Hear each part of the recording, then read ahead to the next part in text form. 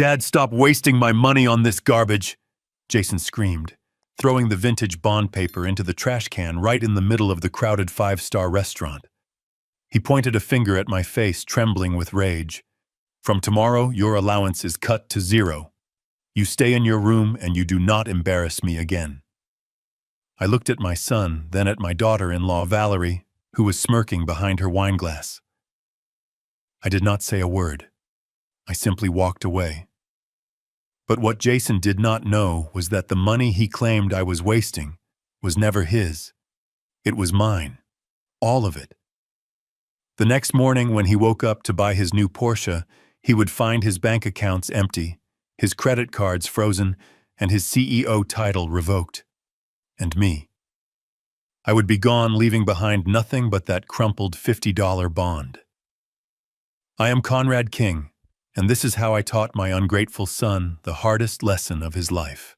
If you enjoy stories about justice being served, please like and subscribe and tell me in the comments if you have ever dealt with ungrateful family members. The crystal chandeliers of the Emerald threw a golden light over the tables, but it felt like a spotlight of interrogation. This was the most expensive restaurant in Boston, the kind of place where a glass of water cost more than a typical lunch. We were there to celebrate my grandson Sammy turning 10. The room was filled with the city elite business partners of my son Jason's socialite friends of my daughter-in-law Valerie, and men in suits who measured their worth by the size of their watches. I sat at the edge of the table trying to make myself small. My suit was old, the fabric worn at the elbows, a stark contrast to the Italian silk Jason was wearing. He sat at the head of the table laughing loudly at a joke made by a hedge fund manager, pouring expensive champagne as if it were tap water. Grandpa Sammy whispered, pulling on my sleeve. His eyes were big and round, the only innocent thing in this room. Did you bring it? I smiled, feeling the familiar crinkle around my eyes. I reached into the inner pocket of my jacket. My hand trembled slightly, not from age, but from a mix of anticipation and anxiety. I pulled out a small beige envelope. It was not much to look at.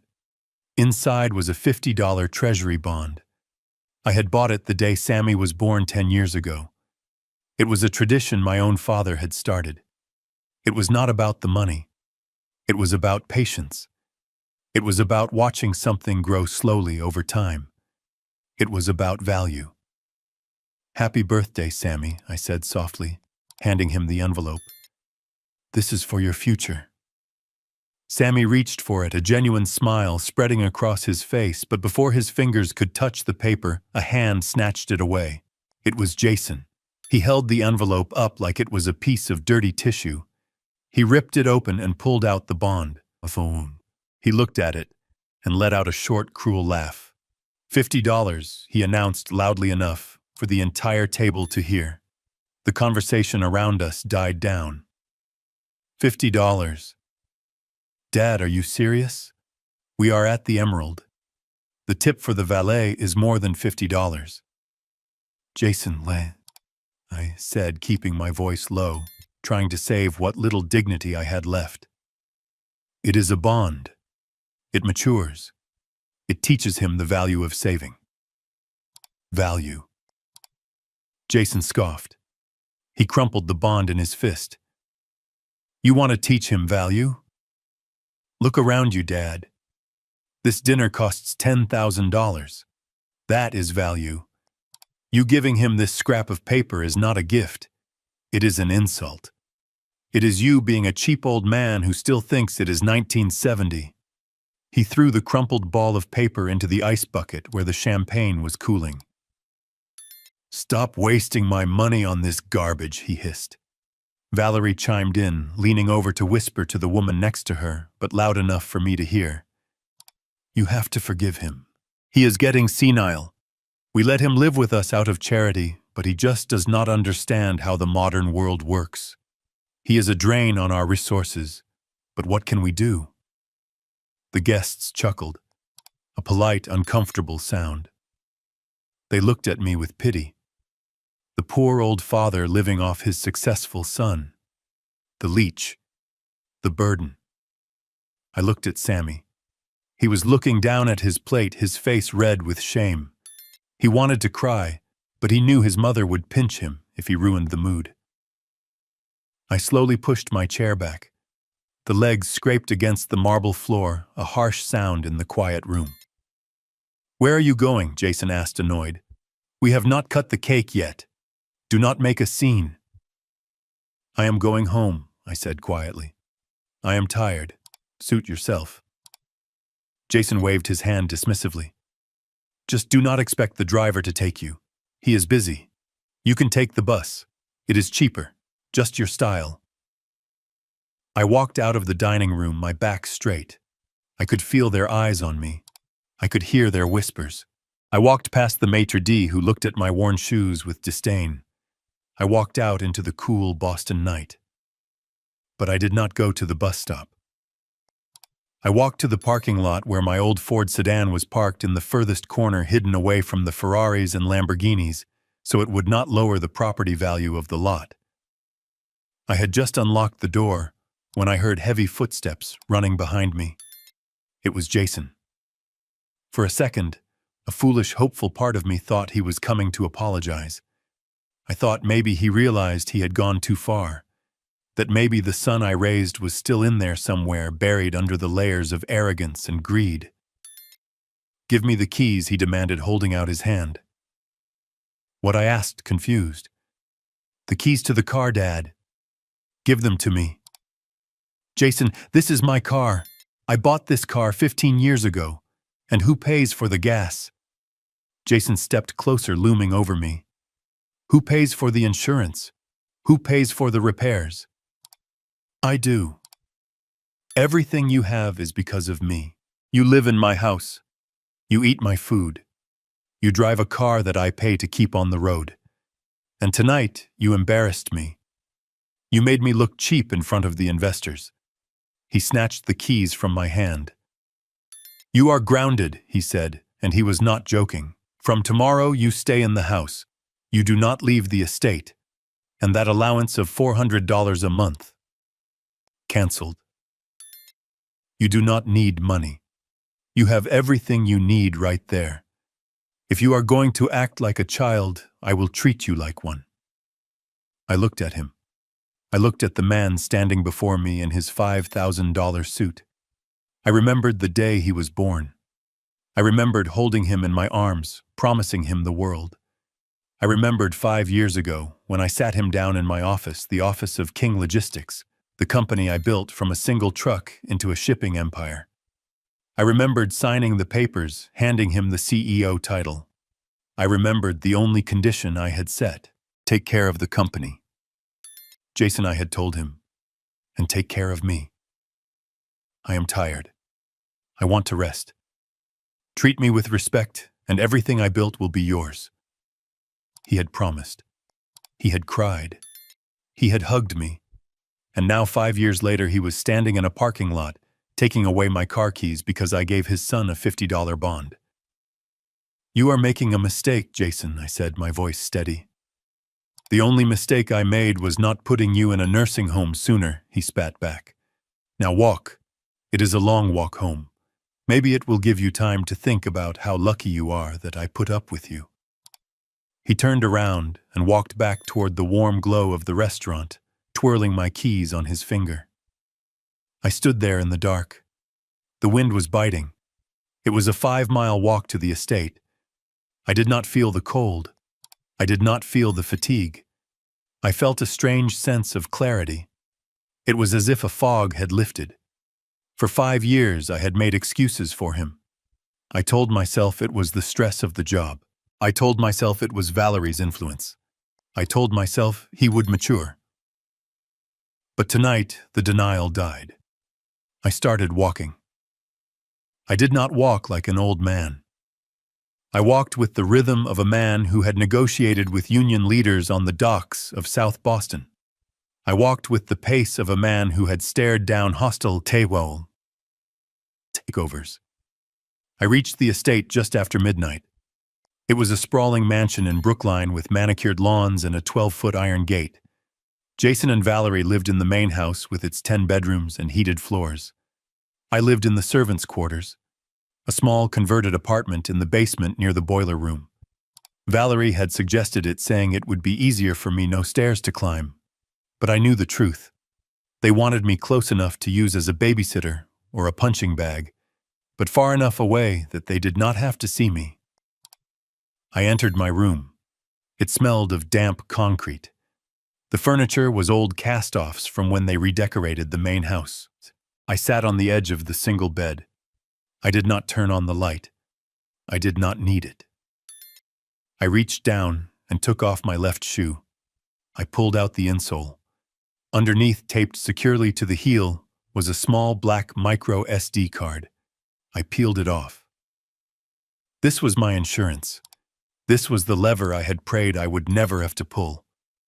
When I handed the company over to Jason, I had my lawyer Sullivan draft a very specific trust agreement. It was a revocable living trust. Jason thought he owned the shares. He thought he owned the house. He thought he owned the accounts. But he was only the beneficiary. I was the grantor, and I had retained the power to revoke everything at any time for any reason. We called it the Doomsday Clause. I walked over to the small dusty desk in the corner. I pulled out an old laptop that Jason thought was broken. It was not. It was a satellite-linked secure terminal that bypassed the house network entirely. I inserted the card. The screen glowed blue, illuminating my face. I typed in a sequence of numbers. Then I picked up a burner phone I had kept hidden in a hollowed-out book on the shelf. I dialed a number I had not called in 5 years. It rang once. Yes, a gravelly voice answered. It was Sullivan. He was awake. I knew he would be. Sullivan never slept. "It is Conrad," I said. There was a pause on the other end. Then Sullivan spoke, his voice devoid of surprise. "Is it time?" "It is time," I said. "Jason crossed the line tonight. He humiliated me. He hurt Sammy. And he told me to stop wasting his money." I heard the click of a lighter on the other end, then the exhale of cigar smoke. "So what are the instructions, Conrad?" "Execute the Doomsday Clause," I said, staring at the picture of my late wife, Catherine, on the desk. "I want it all gone, Sullivan. Freezing the assets is not enough. I want a total recall." "Understood," Sullivan said. "And the liquidity?" "Move it," I ordered. "Empty the operating accounts. Empty the personal checking. Empty the savings. Transfer the $12 million in liquid cash to the offshore holding in the Cayman Islands. Leave him with nothing but the change in his pockets." "And the house?" Sullivan asked. "It belongs to the trust," I said. "Eviction notice immediately." "Very well," Sullivan said. "It will be done by 8 a.m. "What about you?" "I am leaving," I said. "I am taking the bond, and I am disappearing." "Do you need extraction?" Sullivan asked. "No," I said. "I have a plan. Just make sure the accounts are dry before he buys his morning latte. Consider it done, old friend." I hung up. I closed the laptop. I did not pack clothes. I did not pack photos. I left everything that reminded me of the last 5 years of misery. I walked over to the trash can where I had thrown the crumpled $50 bond after I retrieved it from the restaurant ice bucket. I smoothed it out on the desk. It was stained with water and wrinkled, but it was still valid. I placed it in the center of the pillow on my bed. Then I took a piece of paper and a pen. I wrote a single note. "You said it was your money, Jason. You were wrong. It was never your money. It was mine. And now I am taking it back." I left the note next to the bond. I walked out of the basement door and into the night. I walked past the garage where Jason's collection of luxury cars slept. I walked past the pool where Valerie threw her lavish parties. I walked out of the gate, and I did not look back. By the time the sun rose over Boston, my son would wake up a poor man, and I would be a ghost. The game had just begun. The morning sun hit the windows of the master bedroom at 7 a.m. sharp. I was already miles away watching the city wake up from a diner stool, but in my mind, I could see exactly what was happening at the mansion. Jason loved his morning routine. He would wake up, stretch in his Egyptian cotton sheets, and ring the bell for coffee. Usually I was the one who brought it. I was the one who ground the beans, who frothed the milk just the way he liked it. But this morning the bell would ring and there would be silence. I imagined him waiting, ringing it again, getting annoyed, throwing the covers off and storming down to the kitchen, expecting to find me there, expecting to yell at me for being slow. But the kitchen would be dark, the coffee machine cold. He would probably curse. He would grab his phone to call the office to demand that his assistant send a car because he had taken my keys and he did not want to drive himself. That was when the first domino would fall. At the headquarters of King Logistics, the main server room hummed. At 8:01 a.m., a command script executed. It was a digital tidal wave. Jason was standing in his kitchen, in his silk robe, tapping on his phone. He opened his banking app. Face ID recognized him. The little loading wheel spun. And then the numbers appeared. Checking account 0. Savings account 0. Investment portfolio locked. Access denied. Contact administrator. I imagined the blood draining from his face. He would think it was a glitch, a banking error. He would swipe down to refresh. 0. He would try his credit card app. The black card with the unlimited limit, the one Valerie used to buy handbags that cost more than cars. Status canceled by grantor. I took a sip of my black diner coffee. It tasted better than anything I had drunk in years. It tasted like freedom. Back at the mansion, Valerie would be in the shower. She liked her showers scalding hot. But the utilities for the estate were not in Jason's name. They were in the name of the trust. And Sullivan was efficient. I imagined the water pressure dying, the lights flickering and going out, the heated floors turning cold. Valerie screaming, "Jason, what is going on?" Jason running up the stairs, panic rising in his throat. "Babe, the bank app is down," Jason would yell, "and the power is out." "Call the electric company." Valerie would shriek, wrapped in a towel dripping wet. "Call your father, tell him to fix the fuse." That is when they would remember. They would run down to the basement. They would kick open the door to my room, ready to scream, ready to blame, ready to demand. And they would find the silence. They would see the empty bed. They would see the wrinkled $50 bond on the pillow. And they would read the note. It was never your money. I checked my watch. It was 8:30. Right about now, Jason would be trying to call Sullivan. He would be demanding answers. He would be threatening to sue.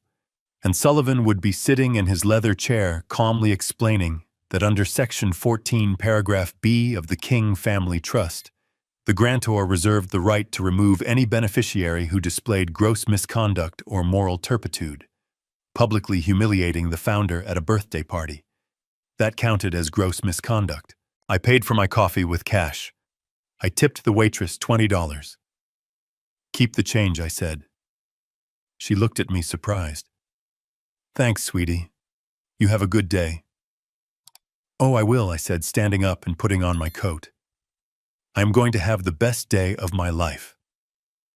I walked out of the diner and hailed a taxi. "To the airport," I said. "Where are you flying to?" the driver asked. "I am not flying anywhere," I said. "I am going to meet a friend in the private hangar." Because while Jason and Valerie were running around their dark, cold mansion, trying to figure out how to buy groceries with $0, I had a meeting to attend. I had to prepare for the next phase. Taking the money was just the beginning. Now I had to watch them fall. And I wanted a front row seat. I arrived at the private airfield on the outskirts of the city. The guard at the gate recognized me immediately. "Mr. King," he said, saluting. "It has been a long time." "It has been too long, Mike," I said. He opened the gate. The taxi drove me to Hangar 4. Inside, sitting on the polished concrete floor, was my Gulfstream G650. Jason had wanted to sell it. He said it was too old, that we needed the newer model. I had told him no. I told him it was a company asset. But legally, it belonged to me personally. Sullivan was waiting by the stairs of the plane. He looked impeccable in his charcoal suit, holding a tablet. "It is done," Sullivan said as I approached. "Total wipeout?" I asked. "Complete." Sullivan nodded. "His personal accounts are drained. The company accounts are locked. He cannot even buy a pack of gum. And the eviction notice is being served by the sheriff as we speak." "Good," I said. "What about the boy?" Sullivan asked. "Sammy." The question hit me hard. Sammy was the only innocent one in this war. "We watch him," I said. "We make sure he is safe. But he needs to see this. He needs to see what happens when people live without values. It is the only way to save him from becoming like his father." Sullivan nodded. "We have eyes on the house. Private security." I walked up the stairs of the plane. I turned back to look at the city skyline in the distance. Somewhere in that concrete jungle, my son was realizing that his kingdom was built on sand. "Take us up," I told the pilot. "Where to, sir?" "New York," I said. "I have a war room to set up." As the plane taxied down the runway, I pulled out the tablet Sullivan had given me. It was linked to the security cameras inside the mansion. I saw Jason in the living room. He was throwing a vase against the wall. It shattered into 1,000 pieces. Valerie was crying on the sofa, holding her phone, probably trying to call her rich friends for help, but finding out that fair-weather friends disappear when the credit cards stop working. And there in the corner was Sammy. He was sitting on the floor, holding the $50 bond I had left. He was not crying. He was looking at it. "Hold on to it, Sammy," I whispered as the plane lifted off the ground. "That paper is worth more than everything else in that house combined." The engine roared and Boston fell away beneath me. Phase 1 was complete. The money was gone. Phase 2 was about to begin. The collapse. I leaned back in the leather seat and closed my eyes. I was not Conrad the poor old man anymore. I was Conrad King, the shark of the Atlantic, and the water was full of blood. I sat in the leather seat of the Gulfstream cruising at 40,000 feet and opened the secure app on my tablet. The camera feed from the mansion kitchen was high definition. It was 7:30 in the morning. The show was about to start. Jason walked into the frame. He was wearing his silk pajamas, the ones that cost more than my entire monthly allowance. He looked disheveled. He rubbed his eyes and looked toward the coffee machine. It was a $10,000 Italian espresso maker that required a degree in engineering to operate. For 5 years, I was the only one who touched it. I cleaned it. I filled it. I calibrated the pressure. Every morning at 7:15, I would have a double-shot latte waiting for him on the marble island. But today the machine was cold. The lights were off. There was no cup. There was no steam. I saw Jason frown. He tapped the machine aggressively. He looked around the empty kitchen. "Dad," he yelled. His voice was tinny through the tablet speakers, but the anger was unmistakable. "Dad, where is my coffee?" He waited. Silence answered him. He stormed over to the intercom system on the wall. He pressed the button for the basement. "Dad, pick up. Stop playing games.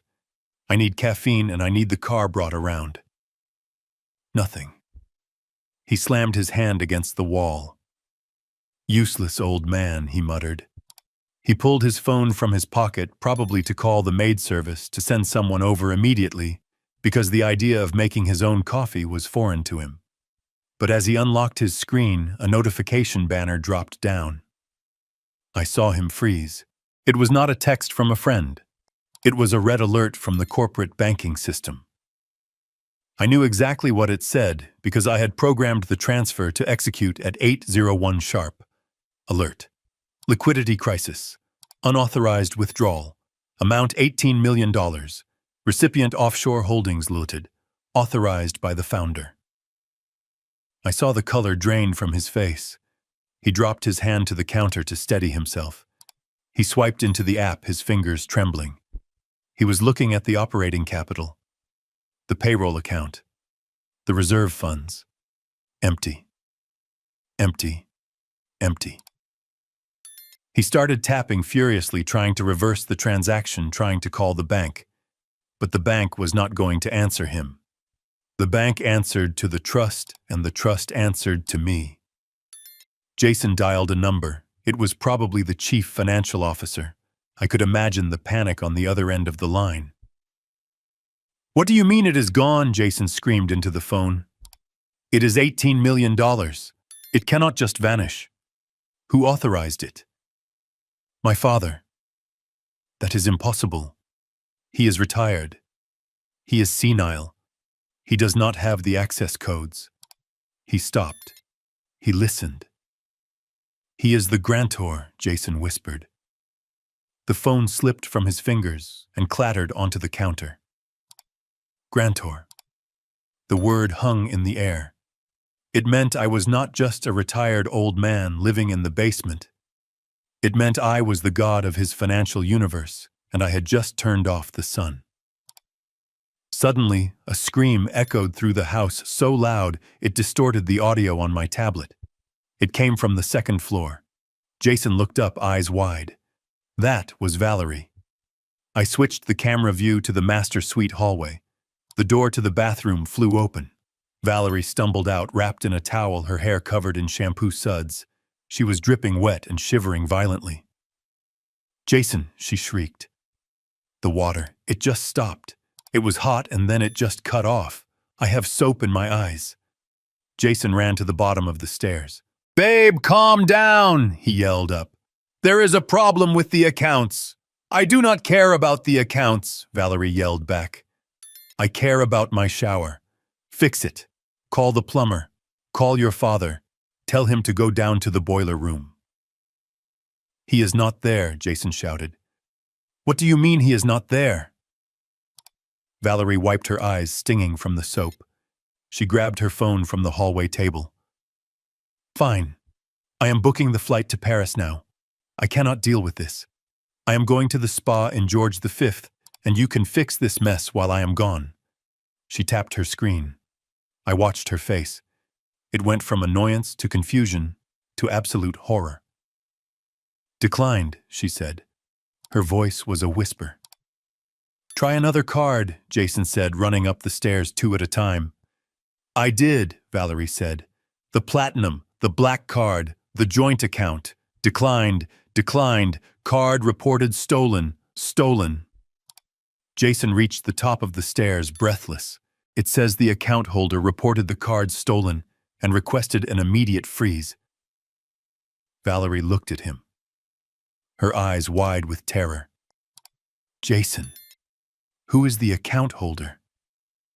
Jason leaned against the wall, sliding down until he was sitting on the floor. He put his head in his hands. "My dad," he said. Valerie laughed, a nervous, high-pitched sound. "Your dad. The old man who wears shoes from Walmart. The man who asks for permission to buy toothpaste. Jason, do not be stupid. Fix this." "He shut it down," Jason said, looking up at her. "He shut it all down, Valerie. The company, the house, the cards, the water, it is all in his name. It was always in his name."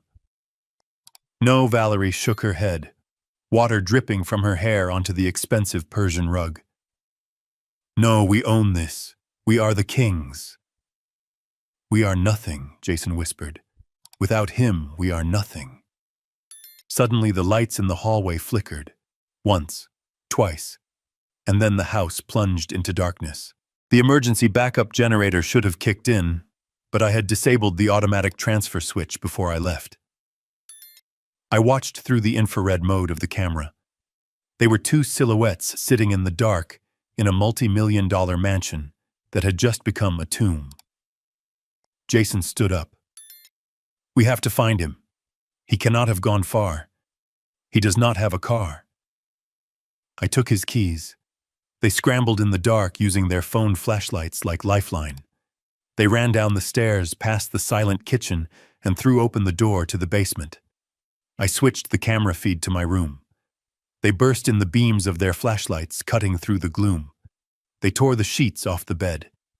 They opened the small closet, finding it empty. They looked for the stash of cash I usually kept in a jar for emergencies, but that was gone too. And then Jason saw it. The beam of his light landed on the pillow. There it was. The wrinkled $50 bond he had thrown in the trash the night before. He picked it up.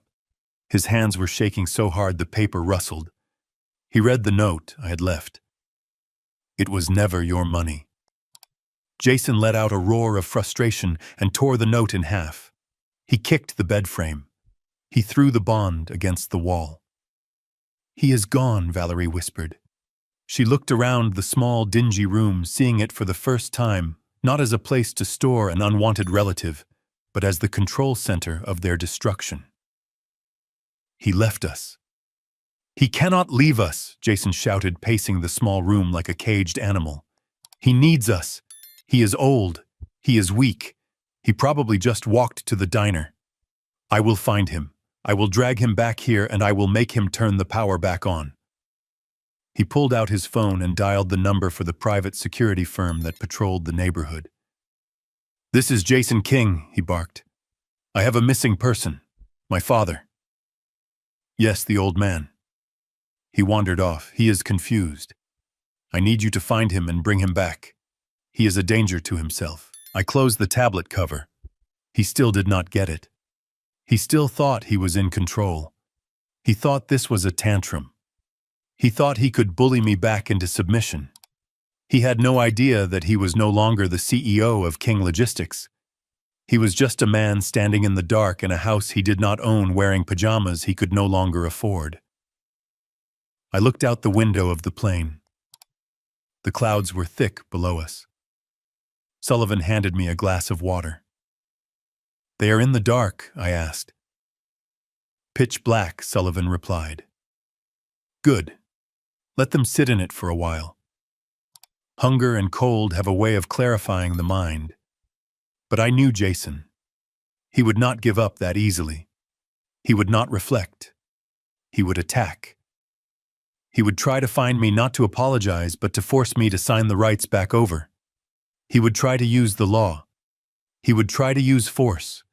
He would try to use Sammy. And that was exactly what I was counting on. Because when you corner a rat, it bites. And when it bites, it exposes its neck. I took a sip of water. The game had moved from the board to the street. And I had cleared the board. Now we would see who could survive the winter. I watched on the tablet screen as the call to private security ended abruptly. The guard on the other end must have told Jason what I had instructed Sullivan to convey, that Mr. Conrad King was not a missing person, but a free man who had voluntarily vacated the premises. Jason stared at the phone in his hand, as if it had betrayed him, before hurling it onto the thin mattress of my bed. The silence in the basement was heavy, pressing down on them, like the tons of concrete and steel of the mansion above. This room, my home for the last 5 years, was barely larger than the walk-in closet Jason had for his shoes. The walls were bare concrete, painted a sterile white that had yellowed with age and dampness. There was no carpet, just cold linoleum that sapped the heat from your feet. Jason stood in the center of the room, his chest heaving. He looked around, really looked, perhaps for the first time. He was searching for me, yes, but he was also searching for the leverage he thought he had. He was looking for the old man who needed him. He was looking for the father who was too weak to leave. But the room was scrubbed clean. I had been meticulous. Where is his stuff? Jason muttered. He yanked open the small particle board wardrobe in the corner. It rocked on its uneven legs. Empty. I had taken my 3 suits, my shirts, and the winter coat I had bought at a thrift store. There were no hangers left rattling on the rail. He pulled out the drawers of the small bedside table. Empty. No medication bottles. No reading glasses. No half-read paperbacks. I had erased myself from their lives as completely as I had erased the money from their accounts. He must have hidden it, Jason said, his voice rising in panic. He has a stash. Old people always have a stash. Cash. Gold coins. Something. He didn't just walk out of here with nothing. I watched as my son, the CEO of a Fortune 500 company, dropped to his knees on the dirty floor. He began to feel under the bed frame. He lifted the mattress, flipping it over with a grunt of exertion. Dust motes danced in the beam of his flashlight. Nothing.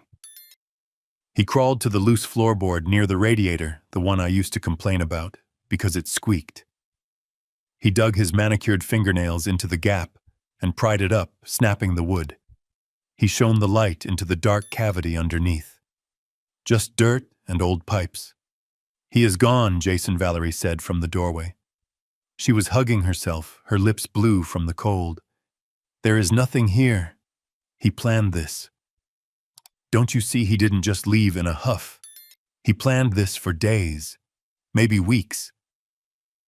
Jason stood up, wiping the dust from his silk pajamas. His face was a mask of fury and confusion.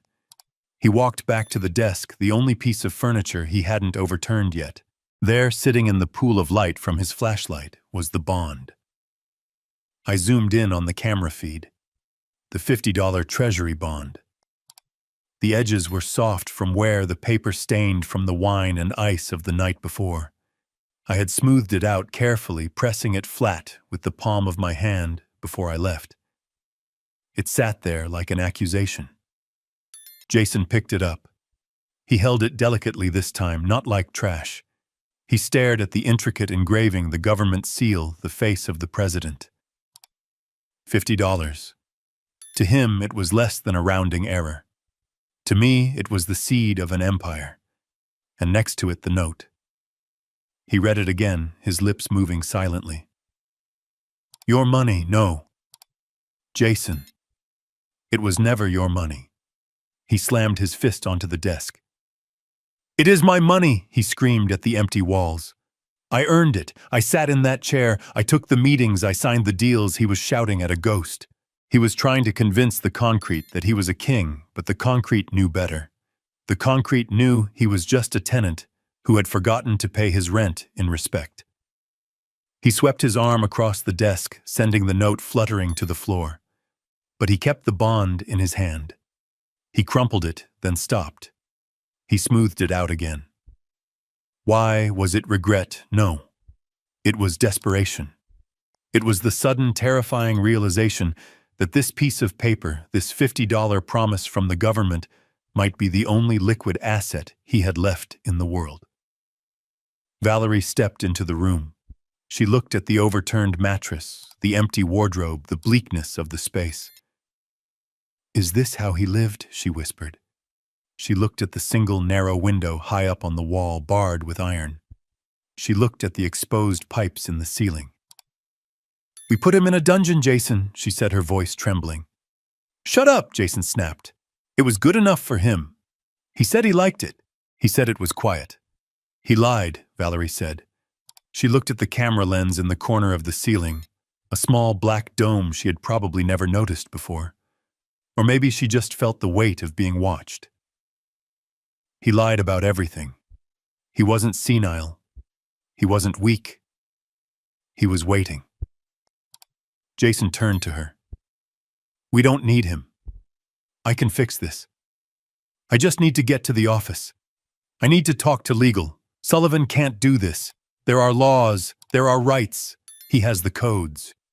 Jason. Valerie screamed, her composure finally cracking.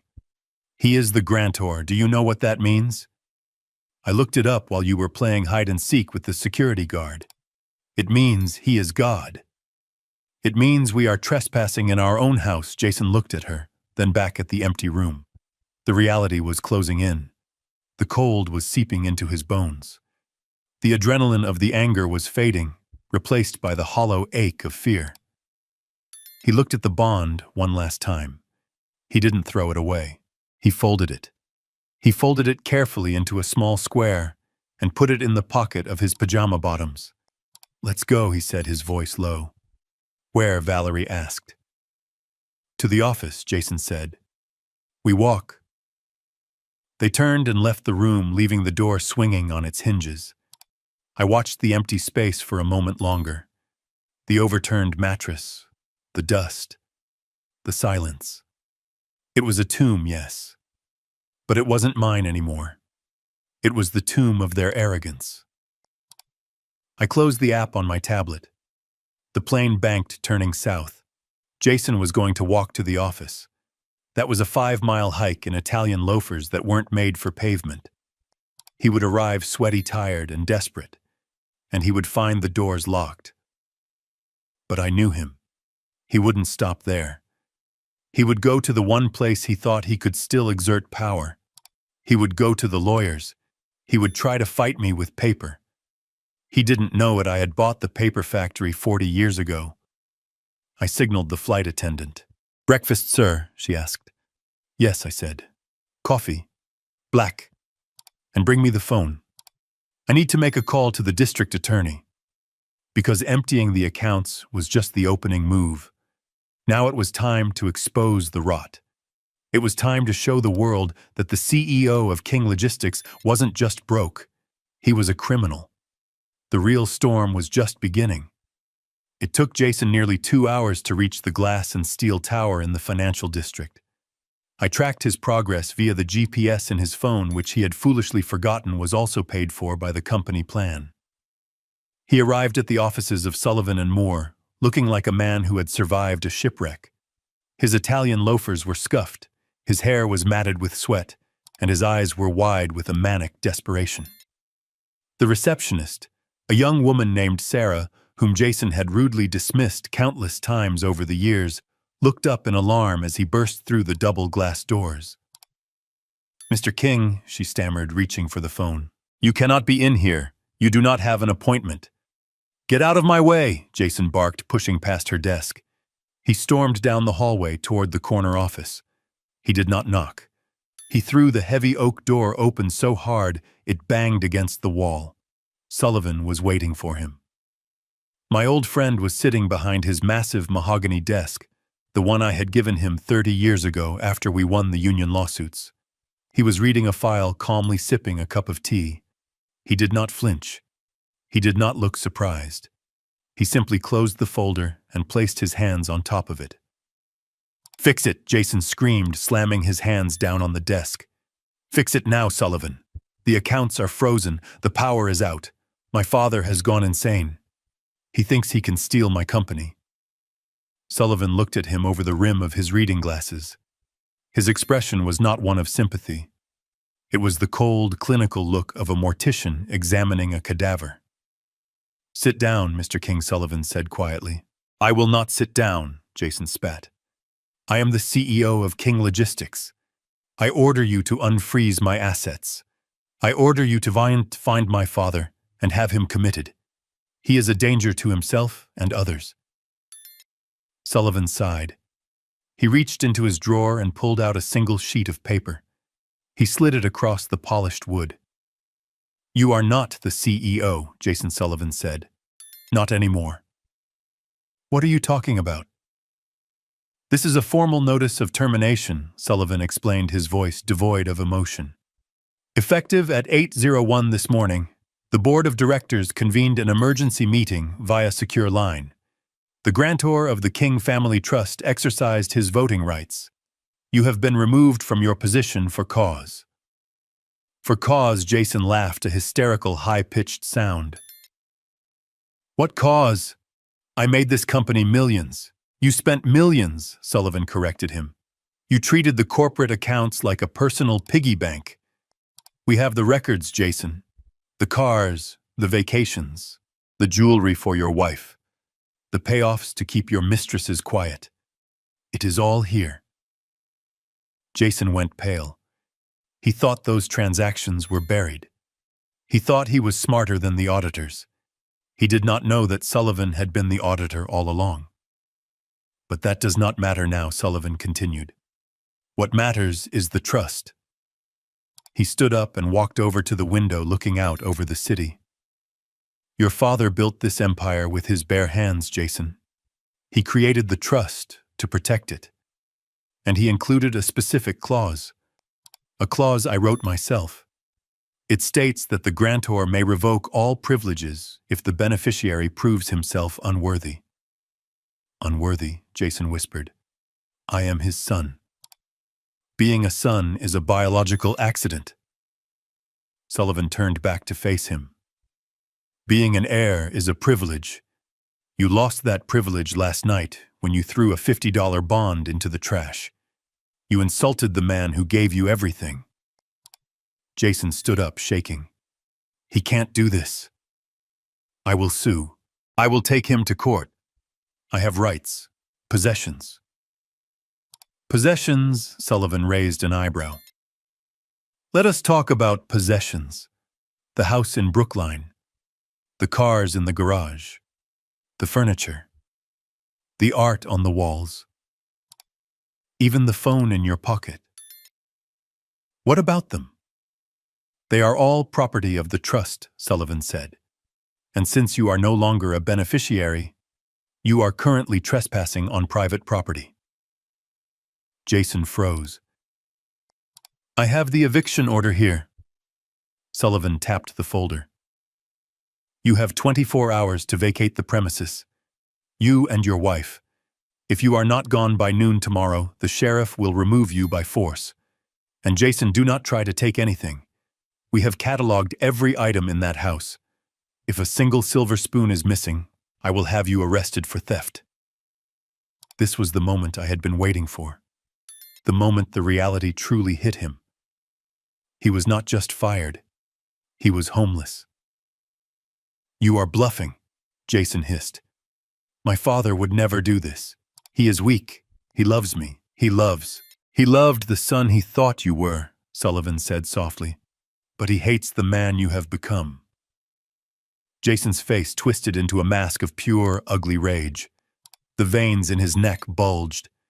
He let out a guttural roar and lunged across the desk. You traitor, he screamed, reaching for Sullivan's throat. You conspired with him. I will kill you. Sullivan did not move. He did not have to. Before Jason's fingers could touch the fabric of Sullivan's suit, the side door to the office burst open. Two men stepped in. I knew them well. Mike and Dave. They were former linebackers I had hired as company security years ago. They were loyal to the paycheck, and the paycheck now came from me. Mike grabbed Jason by the back of his jacket and the belt of his trousers. Dave grabbed his arms. Get off me, Jason shrieked, kicking his legs in the air like a toddler. Do you know who I am? I am Jason King. You are a trespasser, Mike grunted. They dragged him backward. Jason's heels dragged across the expensive carpet, leaving scuff marks. Sullivan watched him go, adjusting his cuffs. Good day, Mr. King, Sullivan called out. Do not forget to leave your key card at the front desk. They hauled him down the hallway, past the staring secretaries, past the shocked junior partners. Jason was screaming obscenities, threatening to fire everyone, threatening to burn the building down. They reached the elevator. They did not wait for it. They took him to the stairwell. I switched the camera feed to the lobby security cam. A moment later, the side exit doors flew open. Jason stumbled out, propelled by a final shove from Mike. He fell hard onto the concrete sidewalk, scraping his hands and tearing the knee of his expensive suit pants. He lay there for a moment, gasping for air. Passers-by stepped around him, looking down with a mixture of curiosity and disgust. A man in a suit lying in the gutter. It was a pathetic sight. He slowly pushed himself up. He looked at the building. He looked at the glass doors that were now locked against him. He reached into his pocket. He pulled out his phone. He probably wanted to call Valerie, to tell her to pack, to tell her it was over. But as he held the phone up, it went black.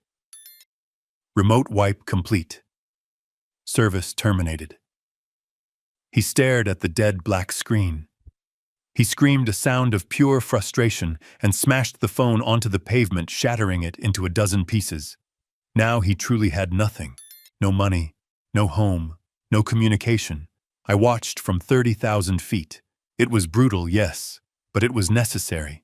Jason had spent 40 years being protected from the world. He had never felt the cold pavement. He had never felt the sting of rejection. Now he was feeling it all at once. I picked up my satellite phone and dialed Sullivan. "Are you all right, old friend?" I asked. "Never better," Sullivan replied. "He has a strong grip, though." He almost wrinkled my tie. "He is on the street," I asked. "On the pavement," Sullivan confirmed. "He just broke his phone." "Good," I said. "Now the real test begins. Let us see if his wife sticks around when the castle crumbles." I knew the answer to that. Valerie was a survivor. She was a remora fish attached to a shark. When the shark died, the remora didn't mourn. It looked for a new host. Jason was about to find out that the love of his life was just another rental he could no longer afford. I signaled the pilot. "Change of plans," I said. "Do not land in New York yet." "Where to, sir?" "Fly over the Hamptons," I said. "I want to check on my other properties." Because while Jason was hitting rock bottom, I was just getting started. I had stripped him of his present. Now I was going to dismantle his future, and I was going to enjoy every second of it. The neon sign of the Starlight Motel flickered with a rhythmic buzzing sound that sounded like a dying insect. It was the kind of place where people went when they did not want to be found, or when the world had decided it no longer wanted them. It was situated 10 miles outside the city limits next to a highway that smelled of diesel fumes and burnt rubber. This was where the King dynasty had fallen. I sat in the war room I had set up in the Hamptons, monitoring the situation through the digital breadcrumbs Jason left behind. He had sold his Patek Philippe watch at a pawn shop 3 blocks from the office. The watch was worth $50,000. The pawnbroker, seeing the desperation in Jason's eyes and the dirt on his suit, gave him $400 cash. Jason took it. He had no choice. That $400 bought them one night in room 104. I imagined the smell of the room. Stale cigarette smoke, industrial strength cleaner, and the metallic tang of despair. The carpet would be sticky. The sheets would be thin and rough, so unlike the 600 thread count Egyptian cotton they were used to. Jason sat on the edge of the sagging bed, staring at the wall. His suit was ruined. His face was pale. He looked like a man who had been hollowed out. Valerie stood by the window looking out at the parking lot through the gap in the cheap curtains. She was still wearing her designer dress, but now it looked like a costume from a play that had been canceled. She was not crying anymore. Her tears had dried up hours ago, replaced by a cold, hard fury. "You are useless," she said without turning around. Her voice was flat, cutting through the humid air of the room. Jason did not answer.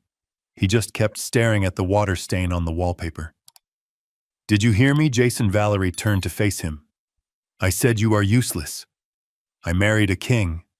I married a CEO. I married a man who owned the city. And look at you now. You are nothing. You are a beggar sitting in a roach motel." Jason looked up, his eyes red and hollow. "It is temporary, Valerie. I will fix it. I just need to talk to him. I just need to make him understand." "He hates you," Valerie spat. She walked over to the bed and loomed over him. "He hates you because you are weak. And he is right. You let him do this. You let an old man living in a basement take everything from us. You should have put him in a home years ago. You should have declared him incompetent the moment he handed you the keys, but you were too soft." "I loved him," Jason whispered. "And look where that got you," Valerie laughed, a harsh, ugly sound. "Love does not pay for room service, Jason. Love does not buy first-class tickets to Paris. I did not marry you for love." The words hung in the air, sucking the oxygen out of the room. Jason looked at her, blinking slowly, as if he could not process the language she was speaking. "What did you say?" "Oh, grow up." "Jason," Valerie rolled her eyes. "Do not look at me with those puppy dog eyes. You knew what this was. I was beautiful. You were rich. It was a transaction. I gave you a trophy wife to hang on your arm and you gave me a lifestyle. That was the deal. And now you have breached the contract. You are broke, which means I am free. She walked over to her handbag, which she had thrown onto the scratched dresser. She pulled out a phone. Not the one that had been cut off. A second phone. A burner. I watched the signal activate on my monitor. Sullivan had flagged this device months ago, but I had told him to let it run. I wanted to see where the rats were hiding their cheese. "What are you doing?" Jason asked, standing up, his legs shaky. "I am leaving," Valerie said, tapping furiously on the screen. "I am not staying in this dump with you. I have options, Jason. I have plans." "You have no money," Jason said. He shut down the cards, Valerie. He emptied the joint accounts. "We have nothing." "You have nothing," Valerie corrected him. "I have plenty." She held the phone up triumphantly. "For the last 3 years, I have been skimming," she said. "Every time you got a bonus, every time we flipped a property, every time you gave me an allowance for charity galas, I took a little off the top. I built a nest egg, Jason. An exit strategy. Because I always knew you would crash eventually. You are not your father. You never were." Jason stared at her, his mouth open. "How much?" $500,000. Valerie smiled. It was a predator smile. Sitting in an offshore account in the Cayman Islands. Untouchable. "It is enough to get me to Europe. Enough to start over with someone who actually knows how to be a man." Someone. Jason stepped closer. "Who is someone?"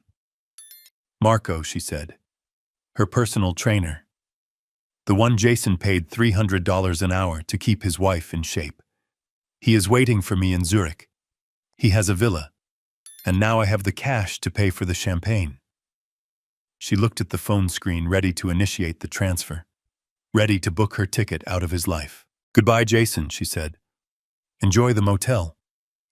She pressed the transfer button. I watched the data packet travel across the network. It hit the banking server in the Caymans. It requested authorization. And then my trap snapped shut. Valerie frowned. She tapped the screen again. The color drained from her face. It was the same look Jason had worn that morning in the kitchen. The look of total, absolute shock. "What is this?" she whispered. "What is it?" Jason asked, a bitter hope rising in his voice. "It says account frozen," she stammered. "It says funds seized by the King Family Trust. Authorization code 001. She looked up at Jason, her eyes wide with terror. "He found it," she whispered. "The old man found it." Jason started to laugh. It was a low, rumbling laugh that built into a hysterical cackle. He sat back down on the bed, clutching his stomach. "He blocked you," he wheezed. "He blocked your exit strategy." Valerie screamed. She threw the burner phone against the wall, shattering it. She fell to her knees, tearing at her perfectly styled hair. "My money. It was my money. I stole it fair and square." "It was never your money," Jason said, his voice cold and dead. "It was his money. It was always his money. Even the money you stole from me was his money." He looked at his wife, the woman he had showered with diamonds and cars. He saw her for the first time. He saw the greed etched into the lines of her face. He saw the contempt in her eyes. "So you are stuck here," Jason said. "With me. With the beggar. With the failure. And Marco will have to wait in Zurich alone." Valerie looked at him with pure hatred. "I will leave anyway. I will hitchhike. I will sell my body. I will do anything to get away from you." "Go ahead," Jason gestured to the door. "The highway is right there. But it is cold outside, Valerie. And those heels are not made for walking." She slumped against the dresser, defeated. She slid down to the floor, pulling her knees to her chest, sobbing not for the loss of her husband, but for the loss of her $500,000 golden parachute. I watched them from my screen. Two people who had everything now reduced to fighting over scraps in a room that cost $40 a night. They had hit the bottom, or so they thought. But I knew something they did not. I knew that the despair of this night would breed desperation, and desperation makes people do reckless things. Jason was not going to accept this. He was going to try to fight back. And since he could not fight me with money, he would try to fight me with the only thing he had left, his bloodline. He would come for Sammy. He would try to use the boy as a pawn, as leverage, to force me to open the accounts. I picked up the phone and called the private security detail I had stationed outside my grandson's boarding school. Double the guard, I ordered. No one gets near that boy. Not his father, not his mother. No one but me, because the night was dark, but the dawn was coming. And when the sun rose, Jason King would realize that he had not just lost his fortune, he had lost his soul. And I was coming to collect the debt. The sun had not yet risen over the highway when Jason and Valerie decided that if they could not be rich, they would be dangerous. I was monitoring them through a listening device Sullivan's team had managed to plant in their motel room, while they were arguing with the front desk clerk over the bill.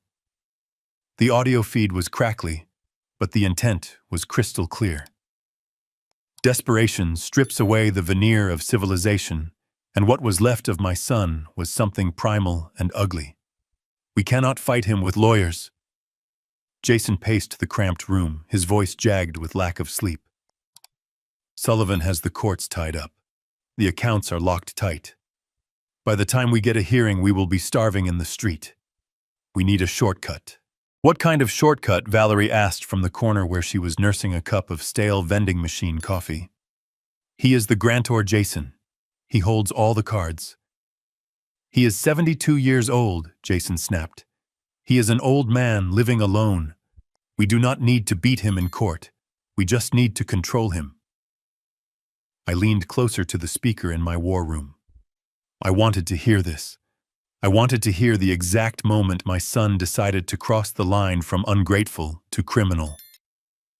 We get him declared incompetent, Jason said. His voice dropped to a conspiratorial whisper. We find him. We grab him. We say he is having a breakdown, that he wandered off, that he is a danger to himself. And then what? Valerie asked. Then we take him to Dr. Vane, Jason replied. I knew the name. Dr. Vane was a disgraced psychiatrist who operated out of a strip mall clinic on the South Side. He had lost his license twice for overprescribing opioids, but he always found a way back. He was the kind of doctor who would sign a death certificate for a living man if the price was right. We take him to Vane. Jason continued, the excitement building in his voice. We pump him full of Thorazine. We make him compliant. We put a pen in his hand and we guide his signature on a power of attorney transfer. Once I have that signature, I reverse the trust. I fire Sullivan. I take it all back. And then Valerie asked, her voice devoid of any moral objection, only practical concern. Then we put him in a home, Jason said coldly. A secure facility, one with high walls and no visitors. We keep him medicated. He spends the rest of his days drooling at a wall and we get our lives back. It was a solid plan, evil but solid. It relied on the one thing they thought they had on their side, my age. To the outside world, a sudden disappearance followed by an erratic financial behavior could easily look like dementia. But they had a problem. They did not know where I was. I need a bloodhound, Jason said. Someone dirty. Someone who does not ask questions about why a son wants to bag and tag his own father. He made a call from the prepaid burner phone he had bought at the gas station. He called a man named Russo. I knew Russo too. He was a private investigator who had been kicked off the force for planting evidence. He was cheap, he was brutal, and he was exactly the kind of man Jason would attract. Find him. Jason ordered into the phone. He is in the city somewhere. Check the private airfields. Check the hotels. I do not care what it costs. I will pay you when I get the trust back. Just find him and hold him down until I get there. I sat back in my chair. Jason was escalating. He was not just trying to survive anymore, he was hunting me. He was planning to strip my mind to save his wallet. But Russo would need time to find me. My security was tight. My digital footprint was non-existent. Jason knew that. He knew I was a ghost. He needed a way to make the ghost manifest. He needed bait. He loves the kid, Valerie said suddenly. That is his weak spot. He blew up his entire life because you threw away that $50 bond for Sammy. Jason went silent. I could almost hear the gears turning in his head, grinding against the rust of his morality. Sammy, he whispered. If he thinks Sammy is in trouble, Valerie said, he will come out of hiding. He will come running. I felt a chill go through me that had nothing to do with the air conditioning of the plane. They left the motel 20 minutes later in a rented compact car paid for with the cash they had pawned. They headed straight for St. Jude's Academy. I picked up my phone to call the security detail I had stationed at the school, but I was too late. The bureaucracy of the legal system was moving too slow. The restraining orders Sullivan had filed were still sitting on a judge's desk waiting for a signature. Legally, Jason was still the father. Legally, he had the right to pick up his son. I watched the footage from the school security cameras Sullivan hacked into. Jason pulled up to the curb. He did not go into the office. He waited by the fence near the playground where the fourth graders were having recess. He whistled. Sammy looked up from where he was trading cards with a friend. He saw his father. He smiled. He was 10 years old. He did not know his father was a monster. He just saw his dad. Sammy ran over to the fence. Jason reached over and lifted him up, pulling him over the wrought iron bars before the playground monitor could even shout. "Hey, buddy," Jason said, putting him in the back seat of the car. "We have a family emergency. We have to go." By the time the school security guard reached the fence, the car was peeling away. They did not take him far. They drove to a desolate park near the river. I tracked them via the burner phone's GPS. I dispatched my team, but they were 20 minutes out. Jason pulled the car over. He turned around in the seat. He held up his phone. "Okay, Sammy," he said. "I need you to do something for Daddy. Grandpa is lost. He is sick in the head, and he ran away. We need to find him." "Where is he?" Sammy asked, looking scared. "We do not know," Jason said. "But if you send him a message, maybe he will see it." "I need you to cry, Sammy. I need you to look really sad." "I am sad," Sammy said, his lip trembling. "I want Grandpa." "Good," Jason said. "Use that. Look at the camera. Beg him. Scream for him." He hit record. Sammy looked into the lens. He looked confused and terrified. "Grandpa," he said softly, "please come home. Daddy says you are sick." "Cut," Jason yelled. He reached back and grabbed Sammy's arm, squeezing it hard. "Not like that." Louder. More tears. "Act like you are dying, Sammy, or Grandpa is never coming back." He pinched the boy. Hard. Sammy yelped. Tears welled up in his eyes, real tears of pain and fear. "That is it," Jason said, hitting record again. "Now say it." Grandpa Sammy sobbed, the tears rolling down his cheeks. "Please. I am scared. Please come get me. Come home, Grandpa." Jason stopped recording. "Perfect," he muttered. 5 minutes later, the video hit social media. Jason posted it on every platform. He tagged the news stations. He tagged the police. "Please help," the caption read. "My father, Conrad King, is missing and suffering from severe dementia. He has cut off contact and is a danger to himself. His grandson is heartbroken. If you see him, please contact us immediately. He needs medical attention." I watched the video on my tablet. I watched my grandson crying real tears caused by his father's cruelty. I watched Jason weaponize the innocence of a child to lure me into a trap of chemical lobotomy. My hand crushed the glass of water I was holding. It shattered, slicing my palm, but I did not feel the pain. Sullivan looked at me, his face pale. "Conrad, do not go. It is a trap. They want you to show up so Russo can grab you." "I know it is a trap," I said, standing up, blood dripping from my hand onto the expensive carpet. "Then let the police handle it," Sullivan said. "We have the footage of him taking the boy. It is kidnapping." "Police take too long," I said, "and Jason is desperate. If I do not show up, he will hurt the boy again. He will escalate.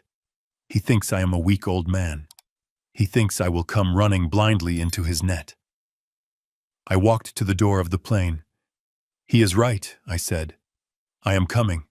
But I am not coming to surrender Sullivan. I am coming to war. Get the car ready and call the hospital administrator. Tell him I am coming in for a checkup." "Why the hospital?" Sullivan asked, confused. "Because Jason wants to catch me," I said. "I am going to give him a target. I am going to let him think he has won. I am going to let him bring his dirty doctor and his fake papers and his thugs. And when he tries to put that needle in my arm, I am going to show him what happens when you try to bury a king." I looked at the frozen image of Sammy crying on the screen. "You made a mistake, Jason," I whispered. "You touched the one thing that was off limits. Now there is no mercy. Now there is only the end." The penthouse suite of the St. Regis Hotel was a fortress of solitude suspended 60 floors above the chaos of the city. The air was cool and scented with white tea, a stark contrast to the smell of mold and damp earth that had filled my nostrils for the last 5 years in that basement. Sullivan stood by the floor-to-ceiling windows, watching the rain lash against the glass, but my eyes were locked on the 80-inch screen mounted on the wall. The video played on a loop. It was everywhere. Twitter, Facebook. The local news channels were already running it with breaking news banners. The headline was always the same. "Billionaire tycoon missing. Grandson pleads for return." I watched Sammy's face. I watched the way his lower lip trembled. I watched the terror in his eyes. The world saw a boy missing his grandfather. They saw a tragic family drama where the poor son was desperately trying to save his senile father. They saw love. But I saw the truth. I saw the hostage tape. "Freeze it," I said, my voice low and rough like gravel grinding in a mixer. Sullivan picked up the remote and paused the image. The frame froze on Sammy's face just as he let out a sob. "Zoom in," I ordered. On his arm, the left one, just above the elbow. The image expanded. The pixels sharpened. Technology was a beautiful and terrible thing. It could hide sins, but it could also expose them if you knew where to look. There it was. It was faint. A reddish-purple bruise blossoming on the pale skin of my grandson's arm. It was the shape of a crescent moon. It was the mark of a fingernail digging into flesh. I felt a coldness spread through my chest that had nothing to do with the air conditioning. It started in my heart and froze my veins until I felt like a statue made of ice. I knew that mark. I knew exactly how much pressure it took to leave a bruise like that on a child. "That is not a cry for help," Sullivan whispered, stepping closer to the screen, his lawyerly detachment finally cracking. "That is pain." "He pinched him," I said. The words tasted like ash in my mouth. My son pinched his own child to make him cry for the camera. He hurt my grandson to sell a lie. I stood up and walked to the window. I looked down at the city lights blurring in the rain. Somewhere down there, Jason was feeling triumphant. He probably thought he had won. He probably thought the public sympathy would force the police to find me and drag me back to his control. He thought he was playing a game of chess. He did not realize he had just flipped the board and pulled a knife. For 40 years, I had made excuses for Jason. I had blamed his mother's death. I had blamed the boarding schools.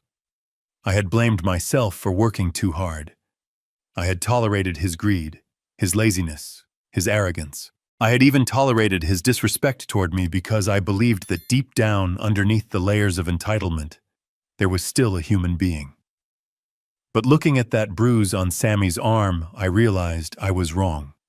There was no human being there. There was only a predator. And you do not negotiate with predators. You put them down. Sullivan, I said without turning around. Change the classification of the file. Change it to what Conrad Sullivan asked. It is no longer a civil matter, I said. It is no longer a financial dispute. It is criminal. I turned to face him. The look on my face must have been terrifying because for the first time in 30 years, Sullivan took a step back. I want charges pressed, I said. Kidnapping, child endangerment, assault, extortion, wire fraud. Construct a RICO case if you have to. I want him buried, Sullivan. I want him under the jail. Sullivan nodded slowly, pulling out his phone. The district attorney owes us a favor from the election campaign. I can have a warrant issued within the hour. No, I stopped him. Not yet. Why not? Sullivan asked. We have the evidence. We can send the SWAT team to the motel right now. Because if we send the police now, Jason will panic, I said. He has Sammy. If he sees the flashing lights, he might run. He might use the boy as a shield. He might hurt him again. Jason is a coward, and cowards are dangerous when they are cornered. We have to separate them. I continued pacing the length of the room. We have to get Sammy away from him before the hammer drops. How? Sullivan asked. We give him what he wants, I said. He wants me. He wants the senile old man. He wants to trap me in a medical facility. I walked back to the screen and looked at the frozen image of the bruise one last time. I etched it into my memory. I would carry that image with me to my grave. It would be the fuel that burned away any last trace of mercy I had for my son. Leak it, I said. Leak what Sullivan asked. Leak my location, I said. Call that dirty private investigator Jason hired. Russo. Call him anonymously. Tell him you saw Conrad King checking into City General Hospital under a false name. Tell him I looked confused. Tell him I was asking for my son. Sullivan's eyes widened. You want to lure them to the hospital? It is the only way, I said. A hospital is a public place. It has security. It has cameras. And most importantly, it has doctors. Real doctors. Not the hacks Jason hires. If Jason thinks he has found me, he will bring Sammy, I explained. He will bring him to guilt me. He will bring him to the hospital to play the role of the relieved family. And the moment he walks into that lobby with the boy, he loses his leverage. And then Sullivan asked. And then I will be waiting, I said. I went into the bedroom of the penthouse. On the bed laid out like armor was my best suit.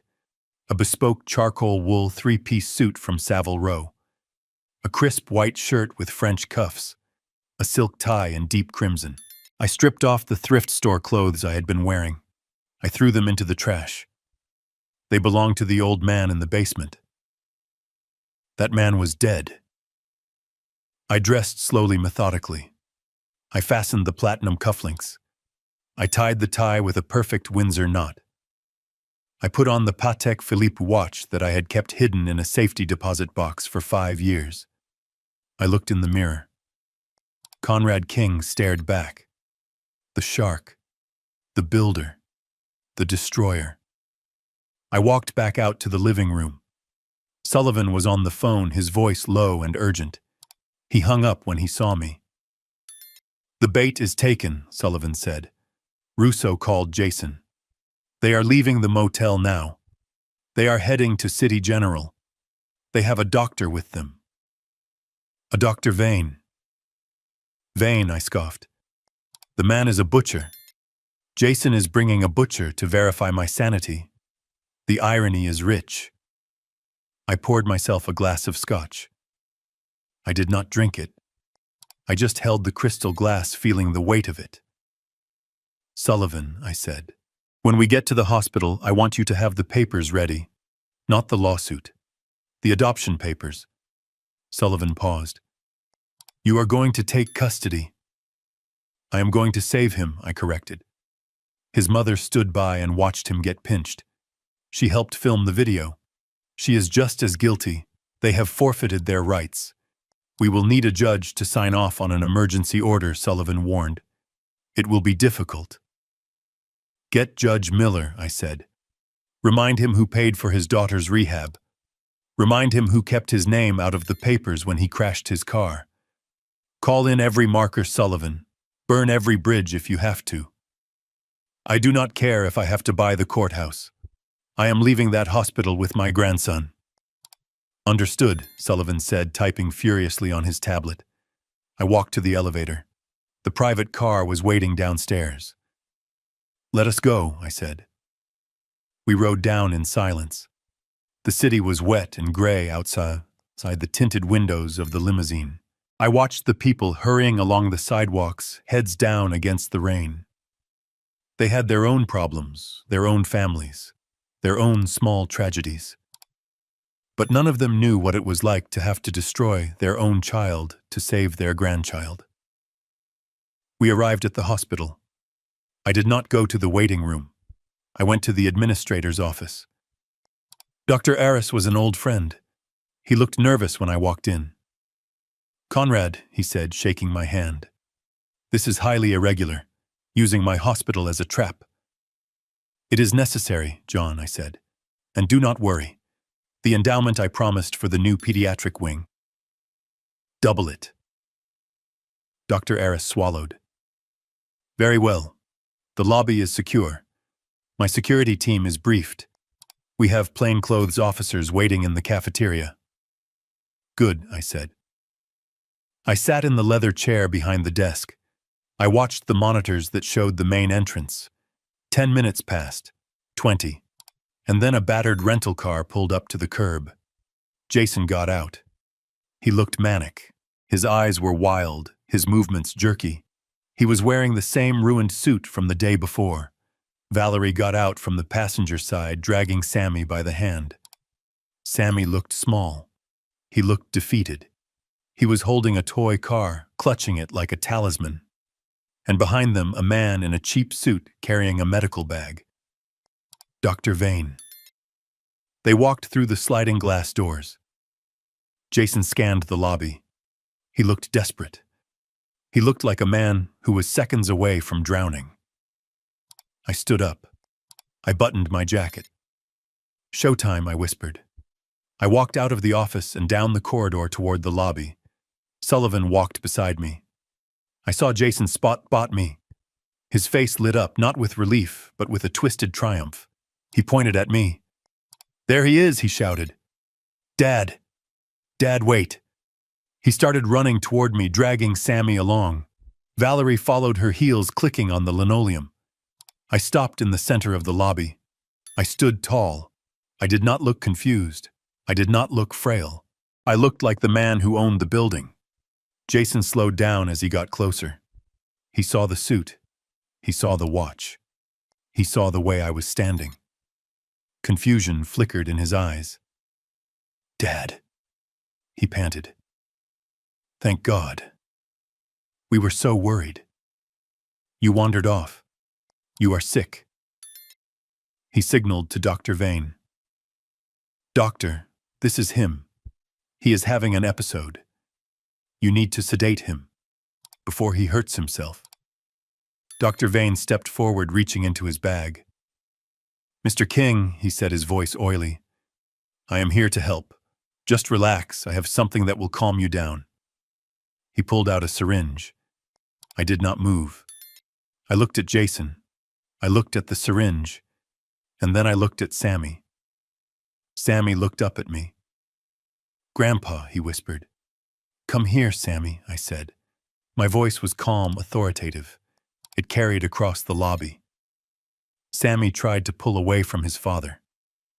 No, Jason tightened his grip on the boy's shoulder. Stay here, Sammy. Grandpa is sick. Let him go, Jason, I said. Or what? Jason sneered. You will cut my allowance again. You have nothing, Dad. You are a senile old man and I am your legal guardian. Doctor, give him the shot. Dr. Vane uncapped the needle. That was the mistake.